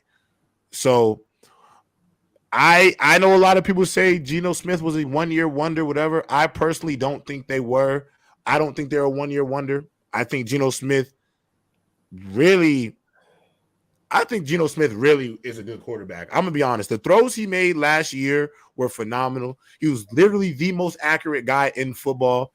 And my thing about Geno Smith, and the reason why I put a lot more stock in him than most, is because I think there's things that the team can change and upgrade. I think they're going to have one of the best offenses in football this year. I think Jackson Smith and Jigba, Lockett, and DK Metcalf are going to be one of the best receiving corps in football, along with Kenneth Walker and Charbonnet. I like everything that they're cooking there in Seattle. I think the defense will be better than it was last year. You added talent in your secondary with Devin Witherspoon and Tariq Woolen. You have Quandre Diggs. You have Bobby Wagner. So people who say that defense is bad, it's actually not bad at all. You got the veterans. You got the young talent. The O-line is still young, but I will say this, it is going to be better. An O-line, offensive linemen you're not expecting your O-lineman to be great year one in the NFL, even if you have young guys. That year 1 and 2 are developmental, but a lot of these guys for that O-line are in year 3 going to be in their second year, and they will be better than what they were last year. And a lot of these young guys played a lot of football the season before, so I don't think they'll be the same guys last year. And I think the one thing we do that we are criminals of doing as sports fans is if a unit is bad the year before, we think they're going to be bad the year after, but nobody takes into account how many rookies was on this unit. How many first and second year guys were on this unit? Did the system change with this unit? You know what I'm saying? I'm really high on the Seattle Seahawks, and I also give them a really good shot to win their division because I think the only team they would have to really get through is the 49ers. And let's be honest, guys, who's playing quarterback for the 49ers? We don't know. And I think with that uncertainty, I believe one of these next picks will probably be the 49ers, but it's only because we're giving them the benefit of the doubt of the Shanahans realistically in the defense. So at 8, I'm going with the Seattle Seahawks. My only thing with the Seahawks is, do you really trust that Geno Smith, yes, who's been bounced around the league, can execute that? Yes. I mean, I do. I'm going to tell you why I believe it, bro. If he would have had a year where it was like a Case Keenum anomaly type of year, Taylor Heineke type of vibes, Nick Foles-esque, maybe I wouldn't buy into it. But he played the whole year as the starter. Legitimately made the throws to help that team win games. And I was there when he was a New York Jet as a lifelong Jets fan. Do you understand how nobody was succeeding in that situation for that time period? Nobody. And once you die in a situation, there's already an idea of who you are as a quarterback. So, yes, Geno Smith had to be a bit of a journeyman for a bit. But I think that journeyman moment, when it was his opportunity last year, I don't think that was an aberration. I think that was him being ready for the situation. I think he rose up to the occasion. And let's be honest, bro. He was literally the most accurate quarterback in football this past year. And this is in an offense that made him pass the football. This is not a Jimmy Garoppolo-esque situation, a Brock Purdy situation where he's throwing minimal passes. They asked him to throw the football, and he did it at a high level. So I think with another year to be able to have developed trust with this offense, y'all are going to really see a jump in the Seahawks. I think the Seahawks, by the end of it, I think middle of the year, bro. I think literally by the middle of the year, y'all, the three of us are going to reconvene and do this list. And I promise you, I think we'll have the Seahawks as a 5-4-3-2-1 type of team by the middle of the year, because I think how great they'll be one of the. It's just as open as the NFC North, I think. So. And Geno Smith, like you said, how many quarterbacks were better than Geno Smith in NFC this year? It's only like 3 or 4 guys. Is it me or is DK Metcalf slowly become the most underrated receiver in football? Underrated? Oh, yeah. Underrated? Underrated. Underrated because nobody like when I see these top 10 lists, like there's never any. I don't think he's granted. I don't think he's a top 10 receiver, but like he's definitely within that top 15 conversation. range. No, he's definitely top 15. I think everything's in that conversation for sure. 12. And I then think you have you got another wide receiver too. You got another wide receiver too, and in Jackson Smith too. Yeah. That had he might mess around and be the best one of the three of them too. And this is saying a lot because I think DK Metcalf is great. Go ahead, Right. MJ. My bad. I just think that I think the Seahawks will be competitive, but Geno, just like every other quarterback, he got to show me another season again at that elite level for me to be a believer. And hey, if it comes January, We'll have this conversation again. We'll have this one again. Seahawks win 12 games. I will. Hey, bring me back. I will formally apologize, but I don't think that they're better than the Browns, the Broncos. I'll give them like between maybe like anywhere between like 10 to 13, but I don't think they top 10. I gotta say the reason why I also got them in the top 10 is because I really think they like every team to me from 10 and up could respectively win their division, like flat out be the first place team in their division, and so that's why I got them at 8 because I really think you can 100%. They can 100% win the NFC West in a division that has the 49ers in it. And when you look at Jackson Smith and Jigba as well, I want to expand upon this a little bit. You look at those Ohio State receivers, they're instant, like ready to go guys. You look at what Brian Hartline's been doing over there with Olave and Wilson. And I think Jackson Smith's going to be the next guy. And then we all know who's coming out. Marvin Smith, Marvin Harrison. Yeah, that's Junior. a bad brother right there, man. That's a bad brother right there. So, what they're doing over there with Brian Hartline. Hey, man, look, I'm an Ohio State fan. That you know what I'm saying? I was laughing because you say he's a bad brother right there. That shit made me laugh. Hey, like man, that. hey, is it not facts though? No, it's facts. It's facts. That's why I like that you said it. I like it. I like it. Like what Brian Hartline's doing over there, these guys are coming in the league and they're making an impact immediately, man. So I think that Jackson Smith and Jigba is going to be the next one in that line. I think Tony Torres said it spot on in the chat. Jackson is very QB friendly, Facts. which I do think he is. I do think he is 100%. All right, Cowboy, you're at 7. We'll go. How about we go with the Baltimore Ravens at 7? Oh, I'm vetoing that one. Can't give you Ravens. Higher than that. Higher than that. You think so? Okay. Oh, easily. You think? All right. I'm gonna veto that one. That's my second veto. I got one more, but I'm vetoing 7. I gotta veto that one. Too low. Right. Too low. All right. How about this? We go. How about you go your Bills. Cowboys right here? Okay. Buffalo. Okay. I'll go Bills. I'll go Buffalo. I was on mute this whole time. Cowboy, can I know why you had the Ravens though at 7? Because JRob, at first I thought you was about to say they're lower than 7. I was about to be like, no. I got a veto. Yeah, I got a veto. No. 7 was too low. Yeah, 7 was too low. 7 was too low. You think? Okay. Yeah, 7's too low. Give us the Ravens. Give us Ravens. Yeah, give us the Ravens at 7. Why at 7? Is that like a disrespect to put them at 7? I think low key. Okay. No, tell us what you think. For real. I want to know why. Because it's only going to be positive is what I say about this team. I think they have I think they have an awesome defense. Look, here's the thing: the difference between these top teams. There's so many good teams in the NFL this year. The difference between these teams are like maybe a position group or two. Right. You know what I'm saying? And that's my thing with Baltimore. I would say I don't think though. I do agree. They do have a lot. They do have a lot, but I don't think that they have the edge rushers that some of these teams that I have ahead of them have. Like I have the 49ers ahead of them. I have the Eagles ahead of them. You're going to hate me. I have the Cowboys ahead of them. I have the Jets ahead of them. That's bias. Cowboy, that's bias. But this is – so here's my thing. Let's talk about it. Let's tap in. What would you say is better about the Ravens than the Cowboys? The quarterback. I think the defense is as good, if not better. I think y'all have the better names. I think in terms of I think I have potentially the defensive rookie of the year on your team in Mozzie Smith. I think he's going to have crazy. Yeah, I think Mozzie Smith is going to have a crazy first year for the Cowboys. I like him. I like the secondary, but I don't think I have really the greatest. I like Hooker, but I don't think he's better than the safeties they got in Baltimore. I think you have the better corner duo. I think you easily have the better tandem at corner.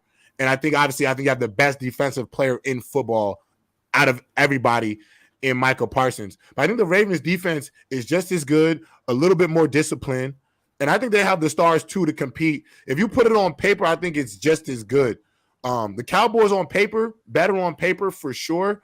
But Ravens will still have a top 10, top 7 level defense because they literally always do. I think and I like the offense better too. I like the offense way better than I like the Cowboys. You think so? Because I kind of see. Here's the thing. I understand. I kind of see where you're coming from. My only thing is I feel better about the Cowboys receivers than I do Baltimore's receivers. I feel better about CD, Brandon Cooks. I don't feel great about Michael Gallup. And then they have some young players that they feel good about that are going to fill out the bottom of the roster for the receivers. I don't think, again, when we talk about these are two really good teams. And I think facts. I think that the difference between the two teams is the fact that the Cowboys have the best defensive player in football. Like Micah Parsons is easily, that. And when you see what this guy is doing in training camp, the offense can't run plays because of how good this guy's playing in training camp. Like when you look, like he was great his first 2 seasons, what he's going to do his 3rd season and on, like you see what he's doing getting with Andrew Whitworth to get into the mind of offensive linemen. Like he has that Kobe mentality that you just don't see that often. And I think, to be honest with you, that's the difference between the two teams to me. It's because I think that they have the best player out of those two teams. No, I like it. I'm not mad. I think on paper, if you look on a piece of paper, the Cowboys have the better defense on paper, 100%. No, I believe they had the better defense, but I believe their offense, the Ravens, more dynamic, easily, is better. And I just believe the way that they ended last season, still being competitive. Yes. Without Lamar Jackson. Right. And you add an MVP to that. It's nothing in my mind that doesn't say that they're not, top 5. That they're not top 5. I love Zay Flowers. Mark Andrews. Oh, yeah. He's going to have a rookie of the year type of season too. I'm ecstatic to see what OBJ CD does. Better than the whole receiver room? I guess. Hey, that's one guy. Yeah, I guess. Guy, bro. Yeah, but then again, you Odell about to make y'all pay this year. A lot of people have to pay Odell back because y'all forget Odell. Literally, y'all forget Odell played 6 games with a torn ACL and was looking like one of the best receivers in football. I really forget that. But see, here's the thing though. When it comes to the Ravens, my thing is, if Lamar Jackson can stay healthy, they're Super Bowl contenders. That's my only thing with Lamar. I think that he can be up there. Like the only reason why I would put a guy like Herbert over Lamar is just because Herbert's more healthy and availability is the best ability. And the last 2 seasons, Lamar hasn't been available for them. If Lamar's available, he's easily a top guy. Can I cook something up real quick? I'm sorry, I gotta just say something because I gotta say something to the chat real quick. Yo, the Bills. I'm gonna just say it because I have no respect. The Bills are by far the most overrated football team in the NFL, and I don't think it is close. The pipe that y'all smoke out of that grease pipe that y'all light for Josh Allen is absolutely ridiculous. Facts. Now, I'm gonna keep it a buck because this is the problem with y'all and these Bills. Y'all keep talking to me about the Bills. The Bills literally. If you watch, this is how I know y'all don't watch football and y'all like big names and far throws down the field. Because nobody talks about how bad Josh Allen was in the postseason. He almost lost to Skylar Thompson. He was not great against the Bengals. Nobody talks about when he does it again. Everybody talks about that one game against the Chiefs that they still ended up losing at the end of it. He didn't play in the game. He didn't play that great in the game prior. He played great against the Chiefs, but they still lost. This year alone, this past season, he's in a dogfight against Skylar Thompson, and we all know that if Tua Tagovailoa is the quarterback for the Dolphins in that playoff game, y'all are literally losing. The Bills are probably losing. That is for sure. They weren't great. They weren't great in the game after against the Bengals. They did not look good. They were horrible. They were horrible. Josh Allen was horrible. The back end of the year. Guess who they lost to? And Josh Allen looked bad with a backup at quarterback on the other team, the New York Jets. You understand? He plays against elite defenses. It doesn't look good. I've always thought for Josh Allen, when it rains, it pours for him. When I think every time if you ever watch Josh Allen's bad games, they're bad and they all keep getting worse. They all get worse. But y'all come out here and y'all cape for the Bills as if they've done something. And every year they come out and lay the same exact egg every time. And what my other issue with the chat that y'all not even looking about is that this is the 15 best teams in the NFL heading into the NFL season. So this is obviously us having an idea of what we think the teams selected are going to be for the year. I don't think the Bills are going to be the same team that y'all keep trying to convince me they are. Because realistically, I've seen enough to know that I don't think the Bills are that team. They're not even, to me, the best team in the division this year. They're not even going to win the division. I don't even know if they're going to be better than the Dolphins. So let's be real. We got to stop overhyping this team that has not really done anything but be everybody's Super Bowl contender for the last 3 years and not do nothing. I hope it looks better. I hope it does. But the fact that we got them at 7, to me, is not a disrespect to nobody. We still got them as one of the best teams in the whole league. I just don't feel like they are a 7th seed going in. I've seen enough to not feel that way. Yeah, I mean, look, here's the teams that I have over the Bills. And this is also based on the rosters. So my other point is, this is also based on the rosters in their entirety. I personally think the teams that we're about to go 6 through 1 have better overall rosters than the Bills as well. Of the teams I think we select. So we'll see how it goes. That's what I'm talking about in terms of these are the teams that I think in the AFC is better than the Bills. Jaguars better than the Bills. I think the Ravens better than the Bills. I think the Chiefs. I think the Bengals. And then we got NFC team. Then we got the Eagles. So like, you feel me? That's dangerous. The Miami Dolphins have a better roster. They only have the better quarterback. Has a better roster too. Yes. And nobody know what other things that Cowboy MJ that nobody wants to mention about the Bills, but they keep saying I'm a Bills hater. How crappy does that Bills defense get every single year?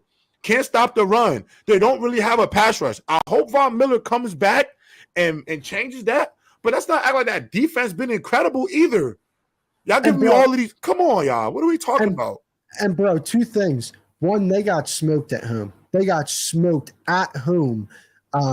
They're living off this AFC championship with that they went easy to roster, with an easy schedule last year, too. One of the easiest schedule of football last year. Well, and then not only that, they're living off this AFC championship game that they made a few years ago, in which they got smoked in that game. And then not only that, did they get better this offseason? I love the Kincaid pick. I love Kincaid. Yeah, that's baby Kelsey. That's baby Kelsey. I ain't gonna lie. I really like his game. But they lose Tremaine Edmonds. That's going to be a hit to that defense. Like I'm not saying he's like some great player or anything, but he was I think he's a very good player. Like, that's just my opinion on the guy. No, I agree. I think the Bills stuff is a little crazy, man. The Ravens, what have the Ravens done? Bro, what have the Bills done? That's my whole point. We're ranking off projecting. I think the Ravens have a better overall roster. Hey, the Ravens be the better team with the Bengals than the Bills. What? Come on. Like, let's be honest, bro. In that Bengals game, literally without the starting quarterback, if they have Lamar Jackson, what I want to keep saying to people, I think y'all both would agree with me with this. If Lamar Jackson had a little money and ice, he would have played in them playoff games. Yeah, he wasn't injured. He would have played, but y'all not gonna have him out there with the style in which he plays on that knee and not be paid. Like, let's use our brains. MJ, you got number 6. 7 is the Bills. Bro, real quick, the people in the comments, they're saying the Bills will be fine. We agree with you. That's why we have them ranked at 7. Literally. Yes, they're going to be fine this year. But are they can they contend in the AFC? Yes, they can. I don't believe that I don't think they're going to win their division. I mean, and not only that, JRob, real quick, the Jets, if Quinnen Williams is in that game for the entire game against the Bills. Come They on, lose bro. to the Jets the second time. Come Quinn on, bro. Williams was disruptive that game. Like, Hey, come on, bro. I'm looking at this list. You We're might gonna have to have send some teams Yeah, packing. yeah. Somebody's gonna have to get packed up. I ain't Yeah, I gonna know. lie. The Falcons gotta get out. Yeah. Okay. All right. Falcons gotta get out. Okay. Well, Gotta get out. all right. Falcons might So have then to. just bump. I think just bump everybody down. And All right, then bet. and then We got to find room for the Dolphins. Would you say Chargers are top 15? Definitely. Yeah. We're gonna definitely have to shake the room a bit because I definitely probably gonna have to. But then I ain't gonna lie, because we got the Jags, we got the Chargers. You feel me? Yeah, no, I know. We got the Jets, the Chargers. We have the Eagles. Oh my God, the Jets. Oh, the Eagles. Yeah, the Jets is coming up. The get. Eagles are coming up. We still got to do the Bengals. I'm actually cool with everybody being right here, right now. I'm actually damn. So that means the Bills are at 8. Yeah, I like it. It's nasty too. You know, they're not gonna like it. I like that. I like that even more now. I like that even more now. I like it even more now, chat. I think we might need to send some more teams packing though. To be honest, it might be more. You feel me? Yeah, we might have to pack up the Packers. We might have to pack up the Packers because I ain't gonna lie. I would say from at least 12 up, that look about right to me. Ooh. All right, so, seven. Seven. So let's open up. So if we have the Chargers top 8, this means that we think that Brandon Staley is like he's the coach for the future, basically. Are we taking? Do you want the Chargers at 7? If you take the Chargers at 7, I'm cool. I'm still putting Staley on fraud watch. This is still fraud watch, and I also think the roster is better than what they got in Buffalo. So, I mean, I don't mind the Chargers. I don't mind the Chargers. Like you got to remember, we're just heading into the season. This is all just expectations of where we think these teams are going to be. It's not. This thing is going to change clearly. So, I mean, you want the Chargers, MJ? Yeah, we'll put Chargers. I will go with the LA Chargers. Staley's still on fraud watch. No, he's still and Staley's still on fraud watch.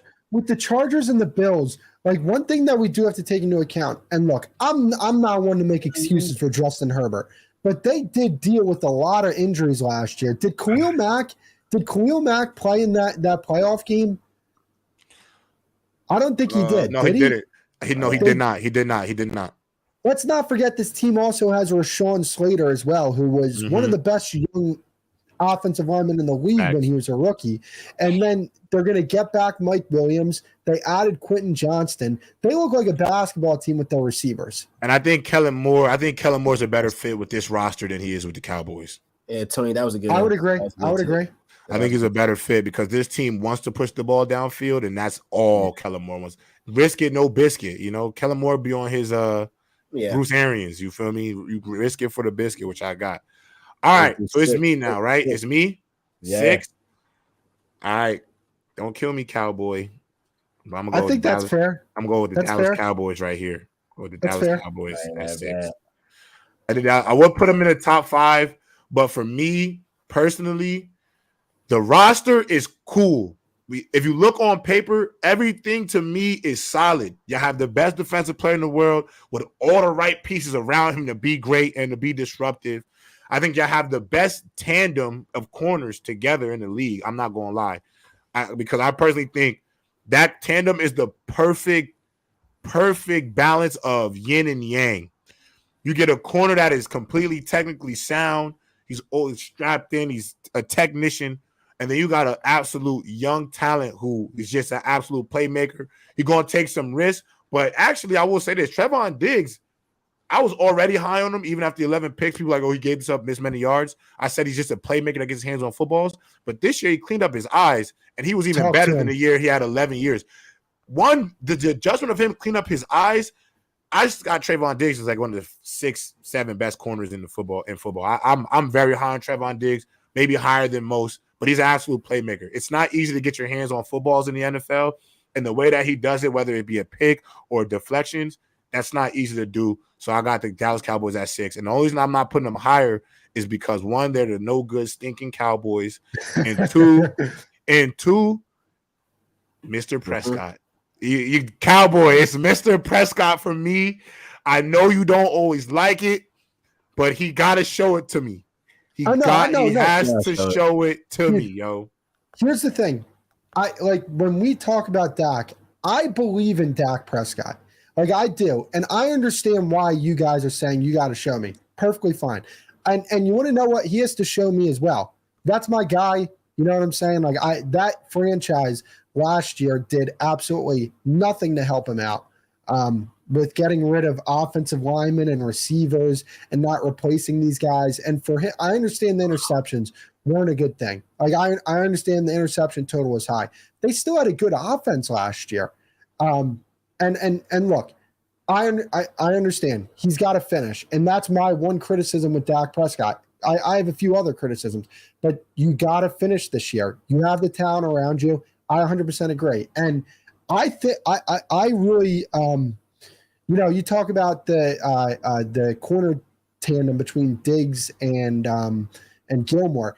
There's also a kid, Deron Bland, who played some really good football for them last year. On top of that safety room, I mean, that safety room is up there with some of the best safety rooms in the entire league. You got a Donovan Wilson, a JRob Curse, and Malik Hooker to go along with all the other guys that they have on that roster. Keep an eye out for Oso Digizua this upcoming season. He's been progressively getting better. He's going into his third season. I think that this is a guy that's really going to break out. But again, I agree. It comes down to Dak. If he can finish, I think the sky is the ceiling for this team. But it comes down to him and Mike McCarthy. No, I like that. So who's on 5? It's Cowboy at 5, MJU at 4, and then MJ, you have number 1. I already know what that's going to be. Hey, He said, "Hey." Ooh, You know what? Look, number 5. I think this is Cowboy. This is Cowboy. Okay, Cowboy got 5 because I picked the Cowboys. Yeah. You know what? I'm not even going to let him put him at number 1. At number 5, I got the Philadelphia Eagles, and I have an explanation for this. Here's my explanation. Hear me out. Be nasty. Hear me out.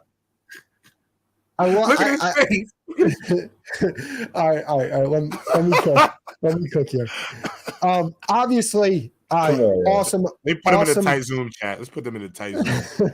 Let's talk about it real quick. Awesome offense. I have no questions about their offense other than their new offensive coordinator. That's one thing that I have a question about. I like Brian Johnson. I think that he could do some good things for that offense, but I still have to see it. Also, that defense, I'm going to say it right here, right now. Whoever's creating the short clips right here, the Eagles might not even have a top 15 defense in football. What? No! What? No! Hear me out. No! Hear me out. No! Hear me out. No! I got something for him. No! I got something for him. No! I got something for him. No! Once you guys sit down, I'll tell you. I'll tell you why I think this. No! Okay, so no! I'll tell you why Top I think 15? this. I don't know if they're a top 15 defense. You don't know? They just got Jalen Carter. They got Jordan Davis. All right, my fault. Go ahead. So here's my thing. Yeah, do they have potential? Absolutely, they have potential. I think Jalen Carter could be a very good player for that team. But again, we have to see that. I still think that just for this season, I think that Jalen Carter will have a much better career than Juwann Hargrave, but you can't sit here and tell me that they upgraded at that position by replacing Juwann Hargrave, who I thought played at an all-pro level last season with Jalen Carter. Maybe it's not that big of a downgrade, but it's definitely a downgrade. When you take into account that you lose TJ Edwards and Kazir White, TJ Edwards was a very underrated player for that team, and I don't think they did a good job replacing him. I don't believe in Nakobe Dean. But you said top 15, though. My God, man. But here's the thing as well. So last year they were 7th ranked in defensive points per game. They're going to be playing a way better schedule this year. Like Look at when they played against, let's just say, Kansas City, carved them up. But okay, Kansas City's Kansas City. I understand that. When they played Dallas, Dak did anything that he wanted to that defense. Like, that's something we do have to take into account. I would say that the two best quarterbacks that they played against, they had their way against them. And then you take into account, like, Gardner Johnson was a great player for them last year.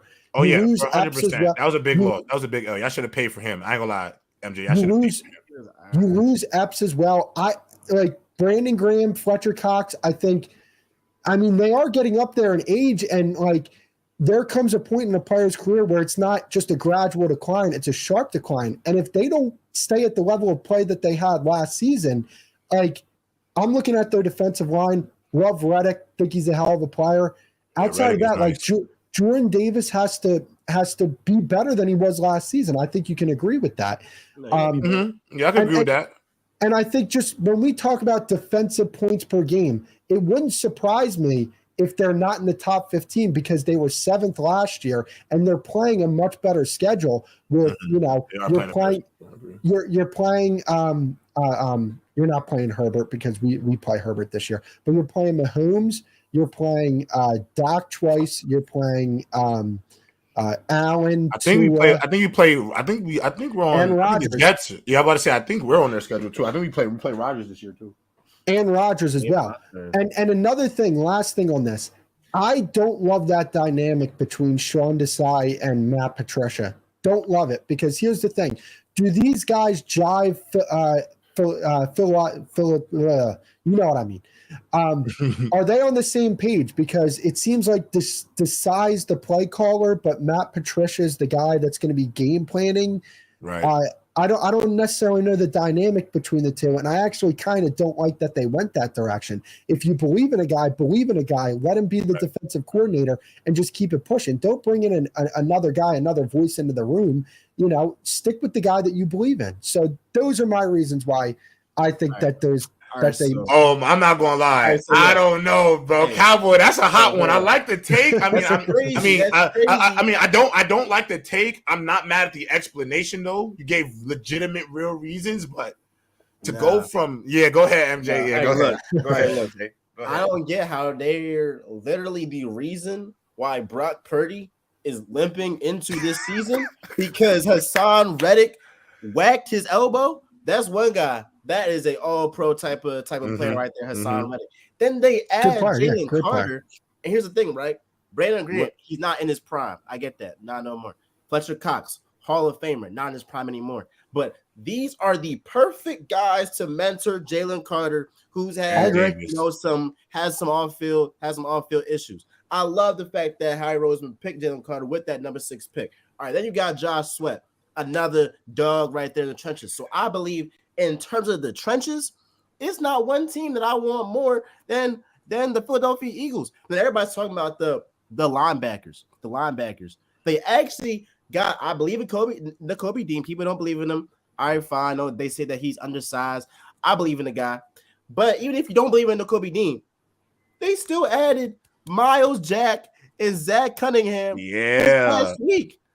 How he's cooking. Yeah, they are loaded. They are loaded, bro. Cooking. They got Darius Slay. Hey, I love Reed Blankenship.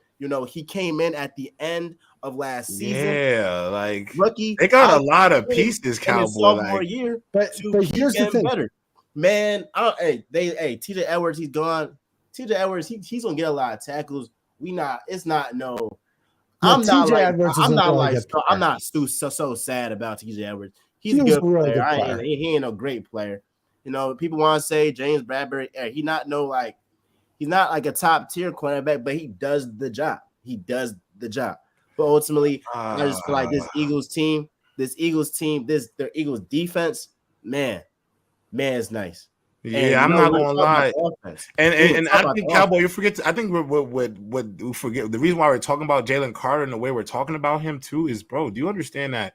If his situation wasn't what it was going to draft, he'd probably be the 2nd or 3rd player drafted in the draft this year, right? No, certainly.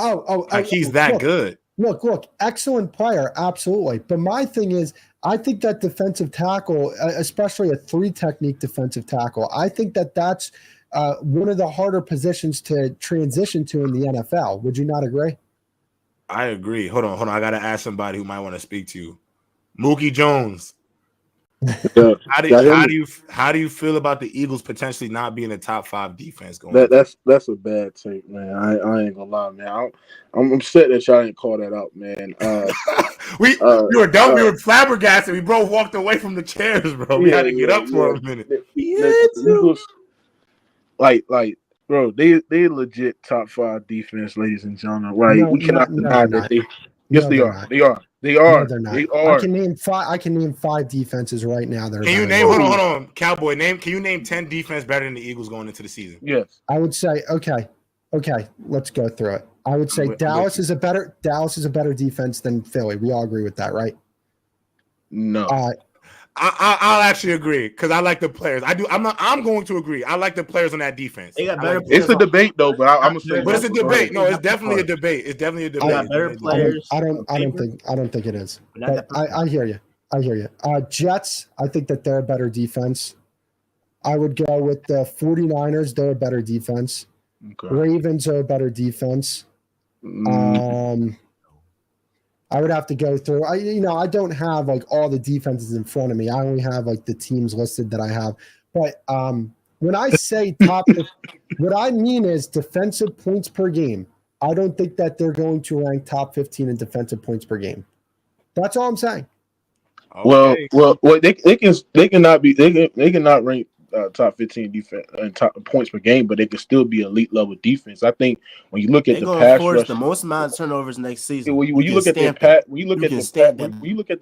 rush of the Philadelphia 76, I mean not 76, but the Eagles, right?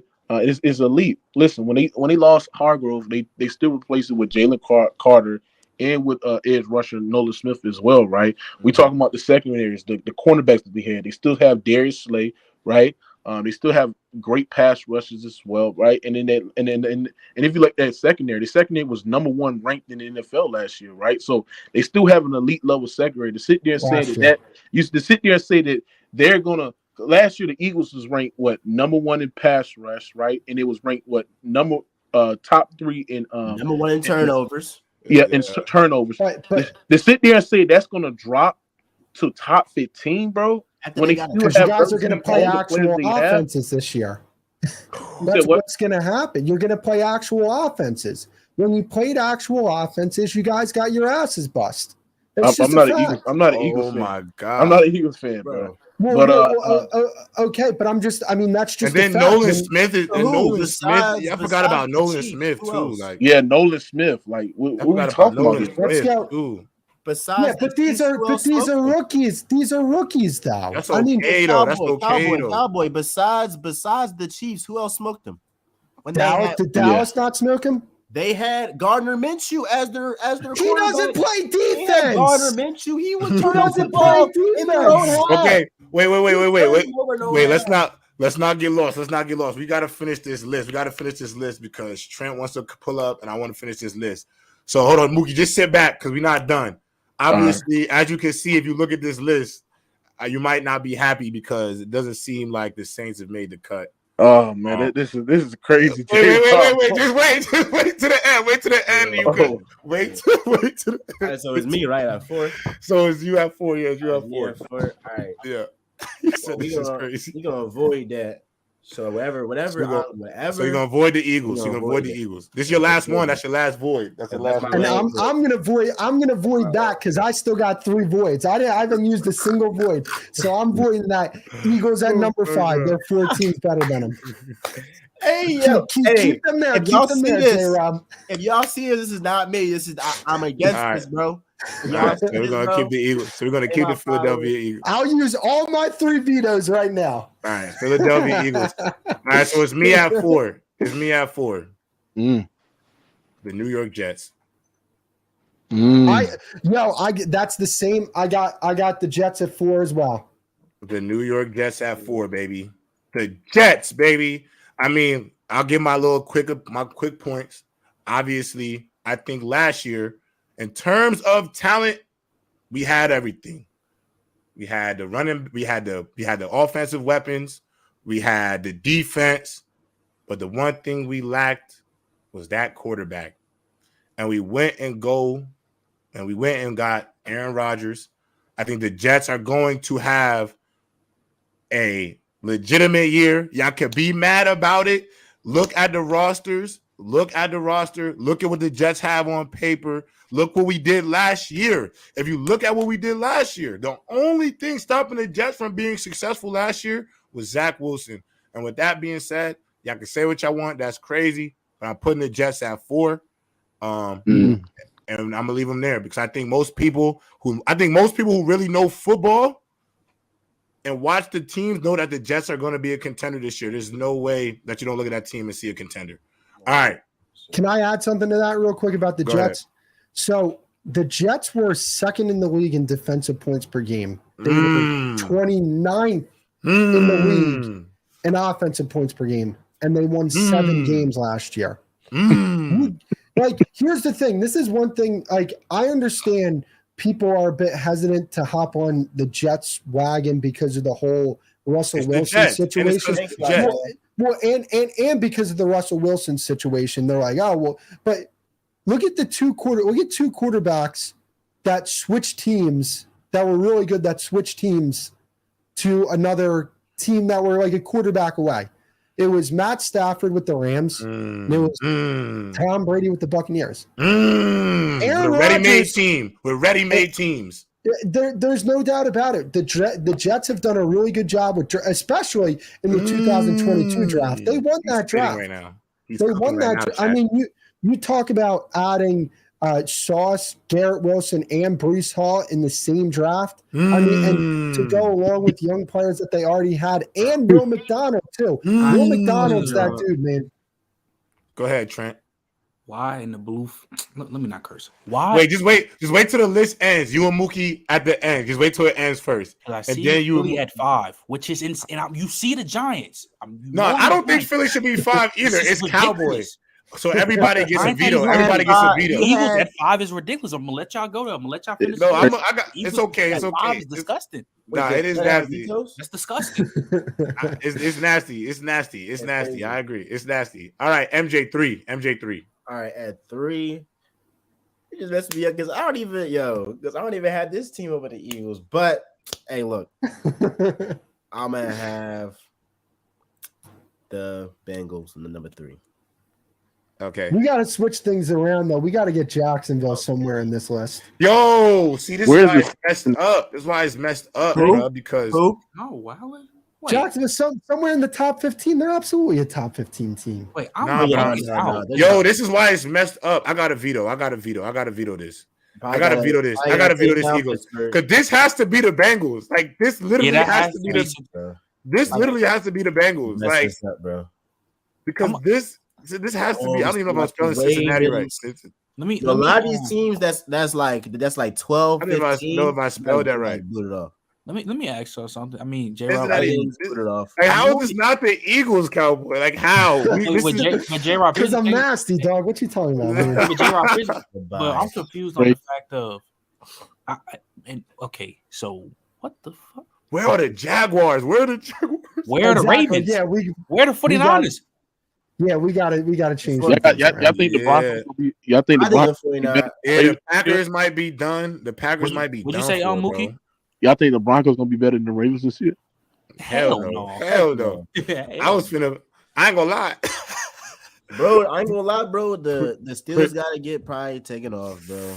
Yeah, the Steelers probably gonna have to slide. Yeah, wait. Pack show gonna have to slide. Yeah, Packers not a top 14 team, bro. Yeah, I'm not gonna lie. No, the Titans better than the Saints. Crazy. How? No, the Titans ain't better than no goddamn Saints. Yes, they are better than the Saints. Yes, they are. Yo, why are the Saints is not on here, bro? This is crazy, bro. Where would the Saints fit in? Where would they even fit in? They are a top 10 team in the NFL. Wait, hold on, wait, time out. Time out. No way. Where's Miami? Yeah, I'm telling you, this thing has been getting nasty. Yo, this list is fraud. There's so many teams. Why we had to do it. You want to know what? I think we should have done it from top to bottom. I might move. Yeah, word. I might move the Titans to the honorable mention, bro. Yeah, that might be the best place. It might have to This be. the Saints disrespect is just Yeah, crazy. Nah. I gotta fix this up real quick. I'm gonna cut this, but I'm gonna cut It's this at the right here. Broncos number 14. I'm gonna put the Broncos at 14. Oh, my bad. I'm spazzing out. Stick drift. I'm gonna cut them. Go here. All right, because the Cleveland Browns this low. Hold on. Because if we're gonna hold on. Oh man, Who else needs to be added? Who's missing? Let me see who's missing right now. The Jaguars, The Jaguars, Ravens. Ravens and the 49ers. Bad. in the Saints. I mean, No. No, bro. I really don't understand why you got the Titans as the honorable mention over Saints. I just yo, don't. the Saints is not. I don't understand how the fuck the Mookie, I'm on your Seahawks. side. How the hell is the Seahawks is over the? What Yeah, the? I wasn't digging. Oh, I don't think the Seahawks. Hold on. Seahawks definitely. How Mookie? How are they not? Do you think the Saints better than the Seahawks? Yes. No. Who has? Let me ask you something. Who has a better defense? Saints. I mean, When healthy. Just think about when they healthy. On paper, the Saints. On paper, the Saints. All right. Who has a better overall offense? Easily the Seahawks. Easily the Seahawks. What the fuck? No, it's not, man. Hold on, chat. Hold on, Seahawks, bro. All right, hold on, y'all. Hold on. All right, look. We got to fix this up. All right. Obviously, Cowboy, MJ, we got to fix this. Okay, so the Seahawks, I'll put at 11. Lions at 12. I'm cool with this. I got a pen and paper. In front of me. Let's do from top to bottom. Want to put the Dolphins at 10? Or is that too low? Gotta put the Dolphins in here. Dolphins at 10 is cool. That's cool. What about a healthy Ram? I think a healthy Rams team is better than the fucking. Oh my god, brother. Damn, bro. Hold up, J-Rob. What is Tariq supplying you, gang? Yo, Trent, J-Rob, everybody. I got something for him. Stop it. Get some help. Stay off the weed, bro. You tell me. Hold on. You telling me You tell me a healthy Rams team, right? I understand they lost Jalen Ramsey. No. They still got Aaron Donald. They still getting back. That means you're telling us that we have to bank on Stetson Bennett. No. I'm going to go for 2K to be on this team. No way. All right, who at number 9? Wow. So you want to say Jaguars at 9? You can put Jaguars in 9. Nah. I got them over the Charge boys. All right, so put the Chargers at 9. They got Jaguars like that. Put Jaguars at 7. Put Jaguars at 7. I like the Chargers ranking. I ain't gonna lie. Nah, I like the Jags over the Chargers, bro. I see why y'all moved it down because the Jags are favorites to win the division, which I see it. No, why y'all move the Chargers back? Yeah. Hold on. I'm gonna really tell you why I'm moving the Chargers back. This is not even on no hater shit. The Jaguars. The division. I think the division 1, I'm gonna move them to 9 because of the division. And 2, bro, I said it before, I'm gonna say it again. Brandon Staley is fraud watch, bro. He's gonna screw them, bro. Ain't no fraud watch. He a fraud. Yeah, he is a fraud. So is Kellen. Chill. Kellen Moore. Chill on Kellen. That's why I can't wait. I can't wait to tell you my Kellen Moore. What Kellen Moore is about to bring to this offense is about to be nothing but a sight, bro. They're gonna start using Justin Herbert's abilities to stretch the football downfield. Herbert is about to go crazy. Let's talk about it. Yeah, we're not putting the. I ain't gonna lie. The 49ers is not on here either. Let's talk about that real quick. We got the 49ers. We got the Chiefs.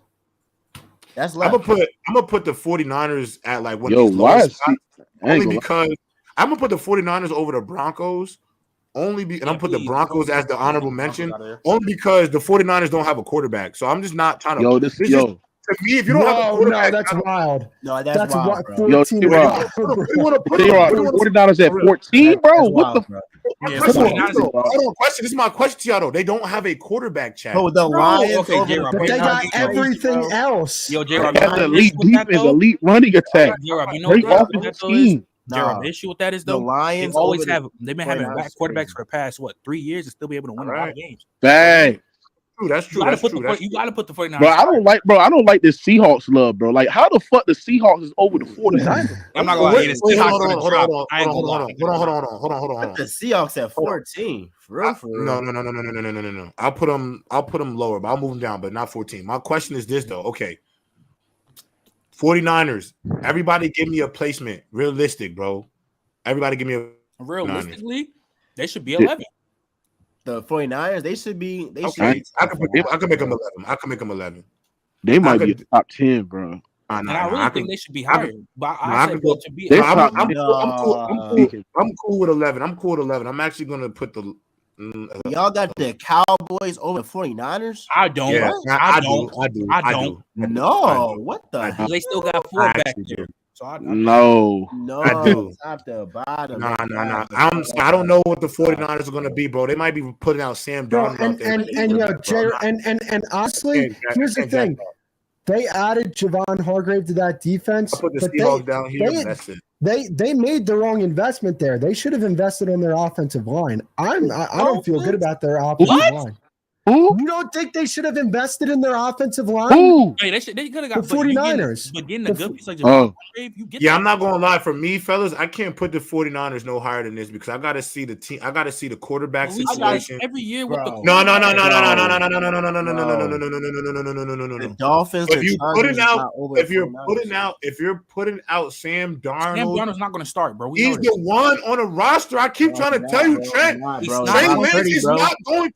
Bet bread that Sam Darnold's gonna start, bro. Please bet bread. Purdy's healthy, bro. It's not about the bread, bro. It's not about the bread game. He's not starting. Trey Lance is not gonna do nothing, bro. Brock Purdy's healthy. He got cleared, bro. All the four. All right, what are the last two teams? Of course, one is the Chiefs or whoever, bro. Go like. All right, I guess Ravens too. All right, let's go with the. I got the Ravens over the. Yo, I ain't gonna lie. I'm an Eagles fan, bro. I say the Eagles is 2. If it was I'm gonna tell y'all this. If Joe Burrow wasn't injured going to the season, the Bengals would be number 2, bro. In my opinion, that's not true. Yes, they would. They would. He got a calf strain, bro. He's gonna be good. I said, Trent. This is what I'm saying. I said if Joe Burrow wasn't injured going to this season, the Bengals would be much higher, bro. Am I tripping? Did he get hurt? Yes, he got hurt, but like he got hurt in training camp. So I mean, like, I'm not really. Of course, you got to put MJ on Holmes. Yeah, so like I said, the Bengals is the second best team in the AFC, bro. They are when healthy, absolutely, bro. Not when I don't know. Ravens, Jets, they're just a tier below. Bengals. I mean, all these other Bills, all of them. It's the Chiefs, and it's the Bengals, and it's everybody else in the AFC. But I just don't. Bro, yeah, I agree with the Bengals at 2. I'm not gonna lie. I think the Bengals are 2. The Ravens is right with the Bengals. I'm gonna be honest. You know who I'm thinking is messing this thing up, bro? I hate to say it. Cowboys. Your Cowboys. Yeah, it's your Cowboys at 6. No way. The Cowboys at 6 is what's messing it up. Who are you going to put over them now? I probably move the Jaguars up 1 to 6, and I put the Bills to 7. No, absolutely. You can't put the Jaguars over Dallas. I have more. I'm gonna tell you what it is, bro. Like I said before. Yeah, I don't know about that. I don't know about that. Mr. Prescott, man. It's all about Mr. Prescott for me, bro. Like it is. Like I gotta admit, it's all about Dak Prescott. What is Dak Prescott gonna bring? And I'm not gonna lie, bro. That pressure that he put on himself with these interceptions now. JRob, you know what it is? Hey, JRob, where you got that rank in like from one quarterback? About to be some disrespectful time. Y'all think the 49ers going to drop off? Hold on, why you laughing, J-Rob? Bro, hold up. No. Hold up, though, MJ. Here's the reason why why it's very reasonable to put Dallas over the 49ers. Dallas improved this offseason. They re-signed pretty much everybody, and they added a top 10 corner. That's not crazy to say, right? Gilmore, top 10 corner. Yeah, Gilmore's top 10. Yeah, for sure. He's top 10. Yeah. Very solid number 2 corner. They got the best tandem. Very solid number 2 wide receiver in Cooks, and they add Mozzie Smith through the draft. But here's the main issue, like this is really the main problem.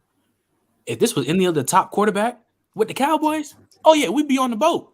People will be on the train boat, keep it rolling. Since it's Dak on the Cowboys, we okay, Trent. I don't know. No. All right. Let's talk about it. What is your problem with Dak Prescott? I don't have a major problem with Dak. It's just that, like, what I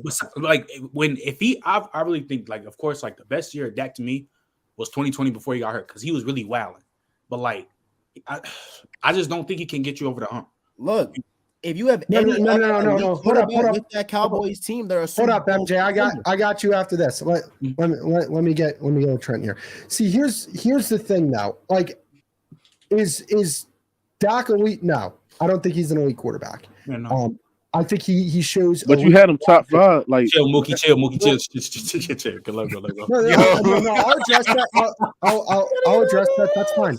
That's fine, because to me, the only elite quarterback in the league is Patrick Mahomes. What? Only what? No. There's multiple elite quarterbacks. Hold up. All these other guys have warts on them. Get back to the cams. Yeah, go ahead. All these other guys have warts on them. I got this. Let me. Like who? Wait. Okay, here's the thing, right?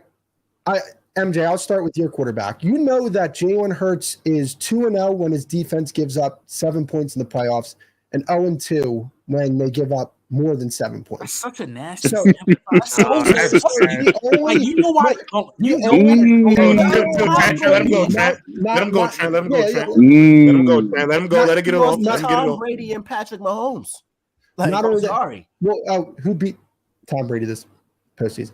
I'm just like, oh, he's so nasty. Oh, he's in his bag right now. He's nasty. But like, here's the thing, though, right? Like, I remember MJ, you made a TikTok about this, and I didn't like it, and here's the reason why. So my question to you is this: you would say that, like you said, okay, well, Jalen led the Eagles to the NFC Championship game, something Dak's never done, and you're not wrong with saying that, but I think you missed some context.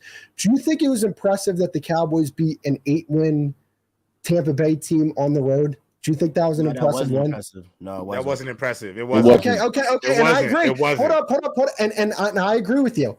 So then tell me how it's impressive that you guys beat a New York Giants team that was 1-7 in your last 8 games. They won one more game, and yet you're saying you didn't together. Let me watch this. Blew them out. Hold up. The only game that we really got to talk about was Jalen Hurts blew them out, or did their team blow them out? Their team blew them out. Bro, Jalen Hurts went toe-to-toe. He went toe-to-toe with Patrick Mahomes. Cowboy trying to toe-to-toe with Patrick Mahomes. Lost. No. Hold up. Because no, MJ, no. Let me get at you here real quick. Because when Dak Prescott went head-to-head with Aaron Rodgers as a 4th-round rookie, your fan base didn't give a shit. Why? Because he lost. So me as a Cowboys fan, why should I care that your quarterback went head-to-head with an all-time great? I'm going to use your same logic. You lost. It doesn't matter at the end of the day because you lost and your quarterback gave the game away. Your team lost to a rookie. Keep the same standard. He did have some turnovers. He had that fumble. And he has a comparable squad. That interception, man. He has a comparable squad. He lost to a rookie. What are you talking about? I will be saying, to be fair, you can't really try to get on Jalen when your man's Dak Prescott been on the stat Cowboys team for years. Yeah, like I ain't gonna lie, Cowboy. I ain't gonna lie, Cowboy. I was just about to say that. No. Because let's they had elite running game, elite other defense. I will say that. Let's talk about this. No, Trent. I want you to address this. Have some decent rosters though, for real though. No, Trent. I want you to address this. What year were they elite? Okay, like a really rookie year. So you got the rookie year, which didn't y'all face last year, which isn't his fault. That game wasn't his fault. I mean, you had the one in what's the year when y'all had like the little snap? What about 2016? Y'all was really good that year. 2016, but I'm talking about 2021. He had a great game. Y'all was really good in 2021. But you don't think you don't think your team was elite last year with all the weapons in? And I'm not gonna lie. I know you didn't like the offense. But I'm saying in terms of just pieces, like the roster. Dude, I told you that Dak Prescott. I hold Dak Prescott accountable for that game. He needs to be better in that game. No doubt about it. No doubt about it. Wait, but here's the thing, though. You have Dak as a top 5 quarterback, right? I don't. Okay, so my thing is, but why are you putting an asterisk to when they were ever elite? You still have really good When teams. were they? No, Still because folded. you put that forward. So I'm asking you the question. I'm saying when was their roster ever elite enough to win a Super Bowl? To me, I don't think it has. If your team is really last good year, or bro, good, last year. No, they Last weren't. year. They weren't elite enough. Okay, what about so 2021? Wait, hold on, good. time out. I'm not. No. This and Cowboys. We're not jumping you. I don't want you to feel I like got you. No, I got you. I got you. No, I'm just. All I want to say is to me personally, because I want everybody. I don't want everybody to just yell over each other. I do want everybody to just get their shit up.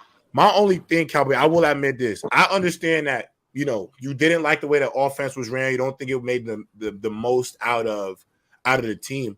But to be honest with you, if y'all beat Brock Purdy, you're in the NFC Championship headed towards the Super Bowl, bro. He's got to play better. But that's my point though. If he plays better with everything that already had, it wasn't because of the roster. Your quarterback didn't play great. So if you would have literally been a game, you would have been a game away from the Super Bowl with the roster you had last year. So I don't know how you don't think that team was good enough to win a Super Bowl. What I will say is this, though. Well, because going into the season, there were people who thought that this team wasn't going to make the playoffs. You remember after that Tampa Bay game, but they were casuals for that, though. They were casuals for that. Cowboys were missing the playoffs last year, bro. There were plenty of people. There were plenty of people that thought that they were going to miss the playoffs and only win 9 games. They were saying they were literally favored to win the NFC East. But here's and the Eagles were just flat out. All we need is a Commanders fan in here. We got any Commanders fans? Hold up. The Eagles were favored to win the NFC East last year after I think the Chauncey Gardner-Johnson move is what shifted the odds to the Eagles as a slight favorite to win that division. But this is what I'm saying, right? The number 2 receiver for the Cowboys last year was Noah Brown. He's number 5 on the Texans depth chart right now. So to say that this team had a great weapons around Dak Prescott. Tony Power got hurt in that game. It's a fact, but it's a fact though. That was their second most. What about that elite level running game? What elite level running game? Let's not act like Tony Power got hurt in the San Francisco game. No, that's a fact. Trent, ask the question. Why you act like y'all ain't have a top 10 receiver in CeeDee Lamb? Like why you just ignored that? Like you brought up Noah Brown of all people. Like why you didn't like Dalton Schultz? Dalton Schultz had weapons. No. Dalton Schultz was a good tight end, but he wasn't. He was just that. He was a good tight end. And with CD. But here's the thing. Do you not think that Dawson Knox is a good tight end? I think Dalton Schultz is a good tight end. It's cool. Do you think that Stephon Diggs is a top 10 receiver? Yeah, he's top 5 to me. Easily. Exactly. So not easy. Buffalo, I'm not gonna do this. But hold on, wait. But here's the thing, though, Cowboy. Buffalo struggled in the. Oh, why are you? JRob nasty. But the English Cowboy, why are you comparing that to like? He's in the mix. The point is, you still have really good weapons around you, and you're folding. Yeah, they had 2 really good weapons on their team. One of them got injured. Some with certain teams, all you need. I'm sorry. Yeah, I'm saying some with certain teams, that's all you need. We yes, can bring up other Dak Prescott's not that guy. No, he's not. He's not. But does that make him a game manager? Is he no different from Jared Goff? I think that Dak Prescott as a game manager. I'm not trying to be nasty. I'm not trying to be nasty. No. Hold up. I think now he strayed away from it this past season, but I always called Dak Prescott an elite game manager. I always called him that. He's an elite game manager. This past season was a little bit different with his interceptions, but I think that he was and I don't think that I told you with Jared Goff, I don't think that's a bad thing, but also at the same time, who was a better, you look at some of the receiver cores in the conference championship game. Hold up. Is Devontae Smith not better than Noah Brown? Brandon Ayuk not better than Noah Brown? I agree. But Dak, I'm gonna be honest, Dak still, listen, I believe I look at it from both ways. Like I understand your points. I don't think your points are really bad points. You know what I'm saying? At all, actually. It's just like my only thing is the fact that you're only like a game or 2 away from the big dance. You were good enough to win. That's my only thing. I feel like, because if Dak does play better, y'all could potentially be in the Super Bowl. And honestly, y'all are probably a better matchup for the Eagles than the Chiefs were. in the NFC Championship. You know what I'm saying? So the Cowboys could have went. I just think it's mostly on Dak, and so I think that's why you look at the list. It's hard to get to. That's why it's hard for some people to put them too high because people are low on Dak. But before we go, there's some super chats I want to get in. I want to ask y'all one more question before we get out of here. So let me get these super chats. Lonnie Williams really is going to help Trevor get into the top 5 combo. Yeah. He already there, damn near. He's knocking on the door. He's knocking on the door. He's knocking on the door. I'm trying to say he's not there yet. Relax. He's not there. Yeah, but you could knock on the door. You could say, where's top 7? Rooster. Shout out to my dog, Rooster. Shout out to them Gators, but LSU is winning the SEC this year. Under no circumstances should a running back who has never played it down in the NFL be one of the top 3 highest paid running backs. He's actually the highest paid running back. He's the highest. Yeah, facts. He's the highest. Is that right, Bijan? Bijan is getting more this year than C-Mac's getting. Yeah. And Saquon. C-Mac got the C-Mac. If it was last year and the year before, C-Mac would have been the highest. But this year, because the contracts usually depreciate over time, but how much you get a year? Cleveland and Rooster again. Cleveland, Denver being below Detroit is wrong. Yeah, I like Detroit a lot. I think they should be though. Detroit how you let bias ruin this whole list? Everybody got a little bias, man. Mookie is a Saints fan. I think Derek Carr is going to be a guy. He's biased. Okay, my last. He is going to be that guy. So here's my questions. All right, here's my questions. So before we go, first of all, Cowboy MJ, we appreciate y'all for coming on Players Choice. Cowboy, it's been a great return for you, brother. MJ, I know this is your first time up here, so we have you up here. Obviously. More football content to come. So y'all boys make sure y'all stand y'all P's and Q's because it's football season started and it's about to get. Yes, sir. It's going to be one of the best years in football ever because actually, I think next year going to be the best year in football ever because the super conferences will be out in college football, and then I think NFL will be even better because baby Mahomes is coming to the NFL. But anyway, with that being said, so my questions for the Spencer panel. Rattler. Spencer Rattler, all them boys. I think Spencer Rattler could actually be a dude too. He actually be nice. I think he'd be a dude too. Actually, his telling personality you, is just I think he'd be a dude too. So my question to y'all is, I need everybody on this panel. I need your MVP of the league and your Super Bowl matchup. Let me start this one. You ready? JRob, hold on your chair here. Here you go. I already know what you're going to say. I got Justin Herbert winning MVP. Okay. I'm not mad at that. About time. Here's the reason why. Look, I that was nasty. Let me try to explain. I think that Kellen Moore is really good with quarterbacks, but I don't think he's a great offensive coordinator. I think he's an above average offensive coordinator. I think he's really, really good with quarterbacks. And I think, look, when we talk about, Dak and Kellen Moore, Dak, I thought, progressed as a pure pocket passer under Kellen Moore.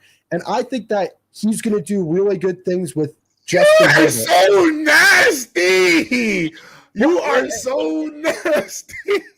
Ain't this the same dude that said Dak Prescott was better than her? I'm going to tell you why you nasty. Hold up. So I think that Cowboy's so funny, bro. With the fact that I think it's going to be a pass-heavy offense and Justin Herbert is going to put crazy stats up, and with the fact that they have a receiver core that is pretty much a basketball team, I think Justin Herbert's going to have a monster season this year. I don't think they win their division, but I think he wins MVP. Hey, Trent, I told you about that boy Q Johnson. He's going to be a monster. He's going to be a dog. He's going to be a dog. And hold up, Brandon. Brandon gets on me for saying that his homegirl is going to win MVP. You know what? Yeah, you know what Brandon is. You can't follow Brandon Cass, bro. He's a general. Hold on, JRob, bring him up here. Bring him up here. I've already tried, bro. I've tried. Brandon Cass, he's scared to hop in. He's scared to hop in. Yeah, he won't come into the gauntlet, man. Bro, he's a generational hater. JRob, Brandon is a Herbert sexual. Oh, we got watching the game. Actually, I ain't gonna lie. The other Brandon in here is too. Honestly, I'm not going to. No. He is too. I ain't gonna lie. MJ, give me your two, your MVP of the league, and your two. And your I didn't get my Super Bowl. I didn't. Give me your Super Bowl. My bad. Give me your Super Bowl matchup. Yo, Brandon. Next by any means, I'm gonna make sure you come up. I'm not gonna do it now only because we really want to go the distance with you. You feel me? And we're about to end the show because it's almost 2 hours and 30 minutes. So next week, JRob, let me know when you do next time. It's every Tuesday. Every Tuesday at 8:30. Every Tuesday 8:30 by any means East Coast. 5:30. 5:30. I'm gonna make these panels together because Juwann, my co-host, is in camp for the Colts right now, so he ain't gonna be up with me for the next few weeks because he's about to go into season. But yeah, Brendan Katz, I'm gonna put you in a gauntlet. We're gonna fry you like some stir fry, bro. And if you come up here, disrespecting anything outside a round of football, bro, you definitely getting fried. You definitely getting fried, and it's gonna be even worse. Just keep it football. That's all I gotta say. Do not go and start talking about things that you don't need to be talking about, that you don't know. You don't know about your personal life or what they do outside of the player's choice. Keep that shit football. All right, give me your Super Bowl picks, Cowboy. I got the Chiefs winning the Super Bowl, and I got them beating my Dallas Cowboys. Next. Oh my fucking God. That's not biased. Hold up. I won't mute you at all, Brandon, I promise. How is it crazy to say JRob just said that the Cowboys could have been a really good matchup against the Eagles? True, That's I the did. team standing in their way. Right. So how is that crazy to say? Right. That's not crazy to say though, but he got to believe in his Bruh. guy. We don't believe Okay. in his guy, but he has to believe in his guy. Because at the end of the day, let's be real about the Cowboys, Trent. On paper, it's just quarterback. I don't That's the only trust question that. mark. That's the only Bro, question. yo, But that's the only question, bro. That's the only question. bro, The we've been saying roster this is for low. years. It's been years. Bro, Trent, we just had an argument about this, and you literally completely avoided every point that I put forward. You said that he had an That's the elite same team question. around him. Well, and you didn't answer that same question. I said 2021 he had a really good team. This year he had a really good team. And in 2016. Yeah. 2016 when he was in the a- year they played the Rams. No, let MJ go. He played let's go. terrible. Wait, What? You know the Yo, bias, ain't no man. way. Wait, Hold up.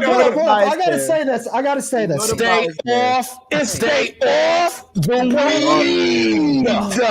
Cowboys fans for y'all, man. That's what I'm Oh saying. my Like, God. Cowboys Yo, fans, Trent, I don't feel like you, you. MJ. Trent, let MJ go. Get some help. This the Cow. Hey, look, MVP. Yo, I gotta go with Lamar Jackson. Two times. One thing about MVPs, they love the storyline. Coming back, he just got paid. I think the Ravens gonna be a great rest of the season. I'm gonna have to mess with my man Lamar Jackson. I like it. Then look, because he's MVP, the Ravens are going to the Super Bowl. Oh Chiefs my God. not about to go back, bro. I like it. Chiefs I not like about to it. go back, bro. That's just The Bengals took a step back. I think the Jets gonna be good, but they ain't about to make the Fox bowl Tony either. Torres. Chargers, I don't believe in them. The Jaguars are a couple years away.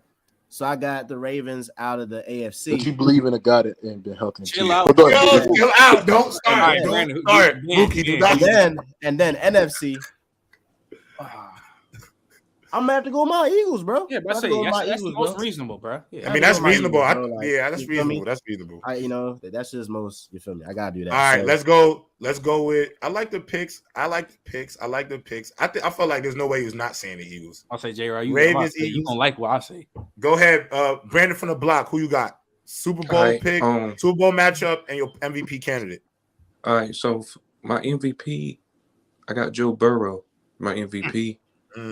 How you ain't gonna? I mean, okay. Yeah, and just because he win the MVP, Yo, Trent, he's corny for that. You see what he's doing, right? No, you see what he's doing, Trent. No, I'm not. Yo, you are so corny. Oh my, Trent, you see what he's doing right now, right?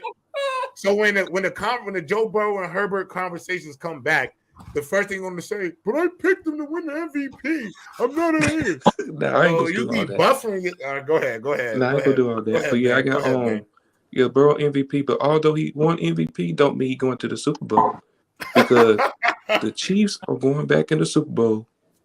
I got a rematch, Chiefs Eagles. Rematch, that would be fire. The rematch would be crazy. Mm-hmm. You muted MJ. Mookie, it's you. I ain't mad at it. All right. And if you say the Saints, I know you capped it, bro. For the MVP, I got to go with Justin Herbert. I think Justin Herbert is going to have a bounce back year. That's not ridiculous.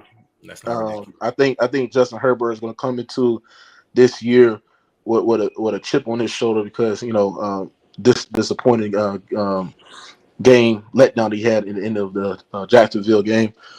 And I also like Kellen Moore. think Kellen Moore is going to bring some explosion to that offense as well. Something they've been missing. Something that trash ass nigga and Joe Lombardi didn't do. But yes. Yeah, I got Justin Herbert winning the MVP last year. He had one. It was a down year for him, but he still threw for over 4,800 yards, double-digit touchdowns as well. And on top of that, Mookie's the PFF merchant. Here we go with the numbers. And still was missing Keelan Allen for some extended games. Mike Williams for extended games. He still threw for over 4,700 yards, something that other quarterbacks haven't reached that feat. I got Herbert winning MVP. All right, for the Super Bowl, man, I feel like this team, ladies and gentlemen, should have been in the Super Bowl last year. Yeah, we know what we going. We know what he going. In the Super Bowl, the NFL refs robbed the Bengals, ladies and gentlemen, for beating the Chiefs. The Bengals was better than the Chiefs, in my opinion, last year. Right? Came down to one possession, and they had a boneheaded play. So the Bengals will be in the Super Bowl. I got them playing the New Orleans Saints. I told you. I told you that's where he was going. Yes, I got the Bengals in the Saints. Listen, the NFC is wide open. The New Orleans Saints, ladies and gentlemen, right? I'm gonna tell y'all something. The New Orleans Saints. I'm gonna tell y'all something, bro. Oh my God. Hold on. I'll be honest with y'all. The NFC is wide open, but it's crazy that the Cowboys. The NFC is wide open. The New Orleans Saints, ladies and gentlemen, is getting a top 5 quarterback in that conference. You're getting elite. Hold on. You have a top 10 defense, ladies and gentlemen. Naturally, there was a top 10 defense last year. You're getting Michael Thomas, who's healthy as well. I believe Chris Olave would take a leap. You got Jamal Williams. You got Jamal Williams coming back as well. You got Alvin Kamara, who only have a 3-game suspension as well. The NFC is wide open. That's why I got the New Orleans Saints in the Bengals in the Super Bowl, ladies and gentlemen. Right? Yo! I knew he was. I couldn't believe he really said it. He said it. Trent, who do you got? Trent. All right, so MVP. Derek Carr top 5 in NFC. He dipped too. Mike top. Nah, that's crazy. You better not duck me, son. You better not duck me, son. Yo, that's crazy. Yo, JRob, do it with me. This is my MVP. See it? Aaron Rodgers? Hey. I'm not mad at it. I'm not mad at it. He might go stupid, nigga. Danny Dimes? Beck is coming back. Hey, chill. Because I don't want to do that. You talking about Aaron Rodgers, right? Yeah, I got Aaron Rodgers. What's his name? I'm not mad at that. He's about but they ain't going to the Super Bowl. I got the rematch, like what Ben said. I got the Eagles Chiefs rematch. Damn, I don't know who about to win that shit. All right, y'all ready for my shit? Y'all gonna hate my shit. So my Super Bowl, my MVP, I'm with MJ. I'm picking Lamar Jackson. I think I'm taking Lamar because I think he's going to account for about 5,000 yards of total offense between passing and running. Yeah. I think he's going to have his first 4,000. I think he's going to have his first 4. Yeah, I think he's going to have his first 4,000 yard passing season, potentially like a 4,300 yard season. I think he'll get the other 5,000 on the ground because I mean at the end of the day. People forget Lamar Jackson don't really get tackled, bro. So when he's running in space, he's going to do his thing. And a lot of his runs be explosive runs. So, he's going to average his 10 to 20 yards a carry. So I'm going to take the Ravens. I'm going to take Lamar Jackson to win MVP of the league. I think he'll be 2-time LJ. Now, for my Super Bowl, though, this is where it gets critical.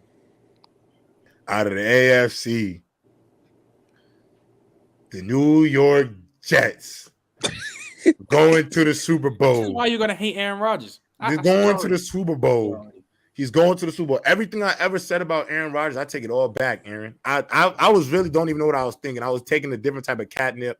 I was still coming off my CTE from my football career when I first got in here. So everything I said about you, Aaron, is really cap, bro. Like I didn't really feel that way. I think you're one of the 5 greatest quarterbacks to ever do it. And I think once you win the Super Bowl with the Jets, you'll be top 3. It'll literally just be Mahomes and Brady over you, and then you'll be the 3rd best ever because you'll have 1-1 with the New York Jets. And then the matchup, who are they playing in the Super Bowl? This is where it gets very, very, very nasty. Because if Mookie Jones is allowed to say the Kansas City, the New Orleans Saints is winning the Super Bowl or going. No. I didn't say they won the Super Bowl. I said the Bengals win the Super Bowl. But I got. Do you know who I got meeting up with my New York Jets in the Super Bowl? Who you got? Come on, JRob, say it one time, baby. Don't do it. I'm grabbing my notepad and I'm getting the paper and I'm writing a letter to the league. Yes, sir. Because they wrote me off. Oh, and I didn't write back. The Seattle Seahawks are going to the Super Bowl against the New York Jets. Let's go. Stop it. Stay off the weed. AJ versus the Seahawks in the Super Bowl because the NFC, like y'all keep telling me, because Mookie said it, Cowboy said it, Trent said it, MJ said it. The NFC is wide open. So if it's wide open, the way I say it is, we can all pick whoever we want. And so since I can pick whoever I want, I'm taking Mr. You Can't Write Me Back because I'm taking this thing out. He never wrote back. The most accurate quarterback in football last year, the dot throwing, 12 master. I will find you, DK, the best quarterback in the NFC West. Oh, JRob, come on. Oh, no. The best quarterback in the NFC West. Be my dream come true. Geno Smith versus the Jets, and the Jets will win the Super Bowl. Aaron Rodgers wins the Super Bowl MVP, solidifies his second Super Bowl, and will go down as the top 3 quarterback of all time. Ooh. But they will play the Ravens in the AFC Championship. I got the Ravens going to the AFC Championship. I like that. No, you feel me? Hey, JRob, I want to bet you some money that you said that Lamar will throw for 4,000 yards. I would like to take that bet if you down to it. They throwing the ball a lot this year. All right, so look. How about we do it like this? I think this will be better. How about let's put some stipulations on it. Who do you think will have a better year, Lamar Jackson or Derek Carr? Derek Carr. All right, how about let's bet the season? How about we just bet on the players? Let's bet on the players. All right. Let's bet on the seasons. I bet you $100 that Lamar Jackson has a better season than Derek Carr. Not only do I bet you that $100, I'll also bet you that if I do win, if this does smack and he does have the better season, you have to come up here and apologize to Lamar Jackson for no. You know what I mean? No. Listen. I want to bet you. Because you know that shit is not going to happen. Lamar throwing for 4,000 yards. It is. Because if that was going to happen, say changing the whole offense. Hold on. Real quick. Go ahead. They wrote me off. I ain't right back though. That's the problem. I ain't right back. Let's go. That's the problem. I ain't right back. That's the problem. Bendo. I'm a Seahawk. That's my other team. Look. I want to bet Lamar throwing for 4,000 yards. Right, let's bet the 4,000. I know. That nigga is not doing that. Shake my hand. Bet the 4,000. $100. 4,000. 4,000? All right, bet. We got to bet. Yeah, we got to bet. I'm taking all this. And anybody that think that the Saints ain't gonna win the division. Actually, let's bet another 100 on the Saints win the division. You don't think the Saints gonna win the division? Nah, I got the Panthers winning the division. All right, so let's bet another. So we got. So can I get that bet? Somebody document. Nah, I'm not gonna. I'm gonna just bet. Now let's just bet on the 4,000 yards. All right, 4,000. Okay, 4,000. Let's just keep it there. But Mookie, let's look into the season. Let's look into the season though. You can win that bet, but you ain't gonna win that Saints not winning that division. You heard me? That shit is automatically L. You heard me? Oh my God! All right, panel. Hey, Primo, you got anything before we go? Got anything for us, Primo? Before we go, I got something. I got something after Primo. Okay, go ahead. Primo, you here? I don't know. Go ahead, Trent. Yo, make sure y'all tune in tomorrow. You know, I got another huge guest to come on. Who's pulling up? I'm sliding. He's a top. He's a top 10. JRob, all I'm gonna say is a top 10 defense. I'll tell you off air, but it's a top 10 defensive player in the 2010s. From the Giants? Hell no. What team? Give me the team. Nah, it's too obvious. Way too obvious. Yeah, if you say the team is it. Like, all right, bet. I'm pulling up the gridiron. Make sure y'all pull up tomorrow on gridiron. I'm pulling up the gridiron. Crazy. Got a huge guest coming, but just make sure. Anything else before y'all go? Anything for the panel? Cowboy, thank you again for pulling up to the show, Jay man. Rizzy let me on for 2 seconds. Primo, what do you got to say for us? What do you got to say for us, Primo, on the way out? No, you good, man. I just didn't like that Ravens pick for the AFC Championship. Like, yeah, they might be the worst team in the AFC this year. The Ravens? The Ravens? I got you, JRob. I got you. Yeah, they might be. Primo, you got to slide for that. They might it's slide. North, bro. That's cap. All right, y'all. I appreciate y'all chat for sliding. Love talking football with y'all. We here every Tuesday, 8:30 by any means. We definitely gonna get our guests back. Shout out to y'all for filling the panel. Next week we definitely talking more. Next week, you know what? Next week will be we'll talk the NFC South. Mookie pull back up, Mookie. We'll talk NFC South. Hey, NFC test me West. that link when you go live. Yeah, I got you. And we'll get right. Trent, Cowboy, Primo, Ben, chat. We see y'all later. Sure. Shout out to our chat. Shout out. Thank you for the super chat. Until next time. I bet.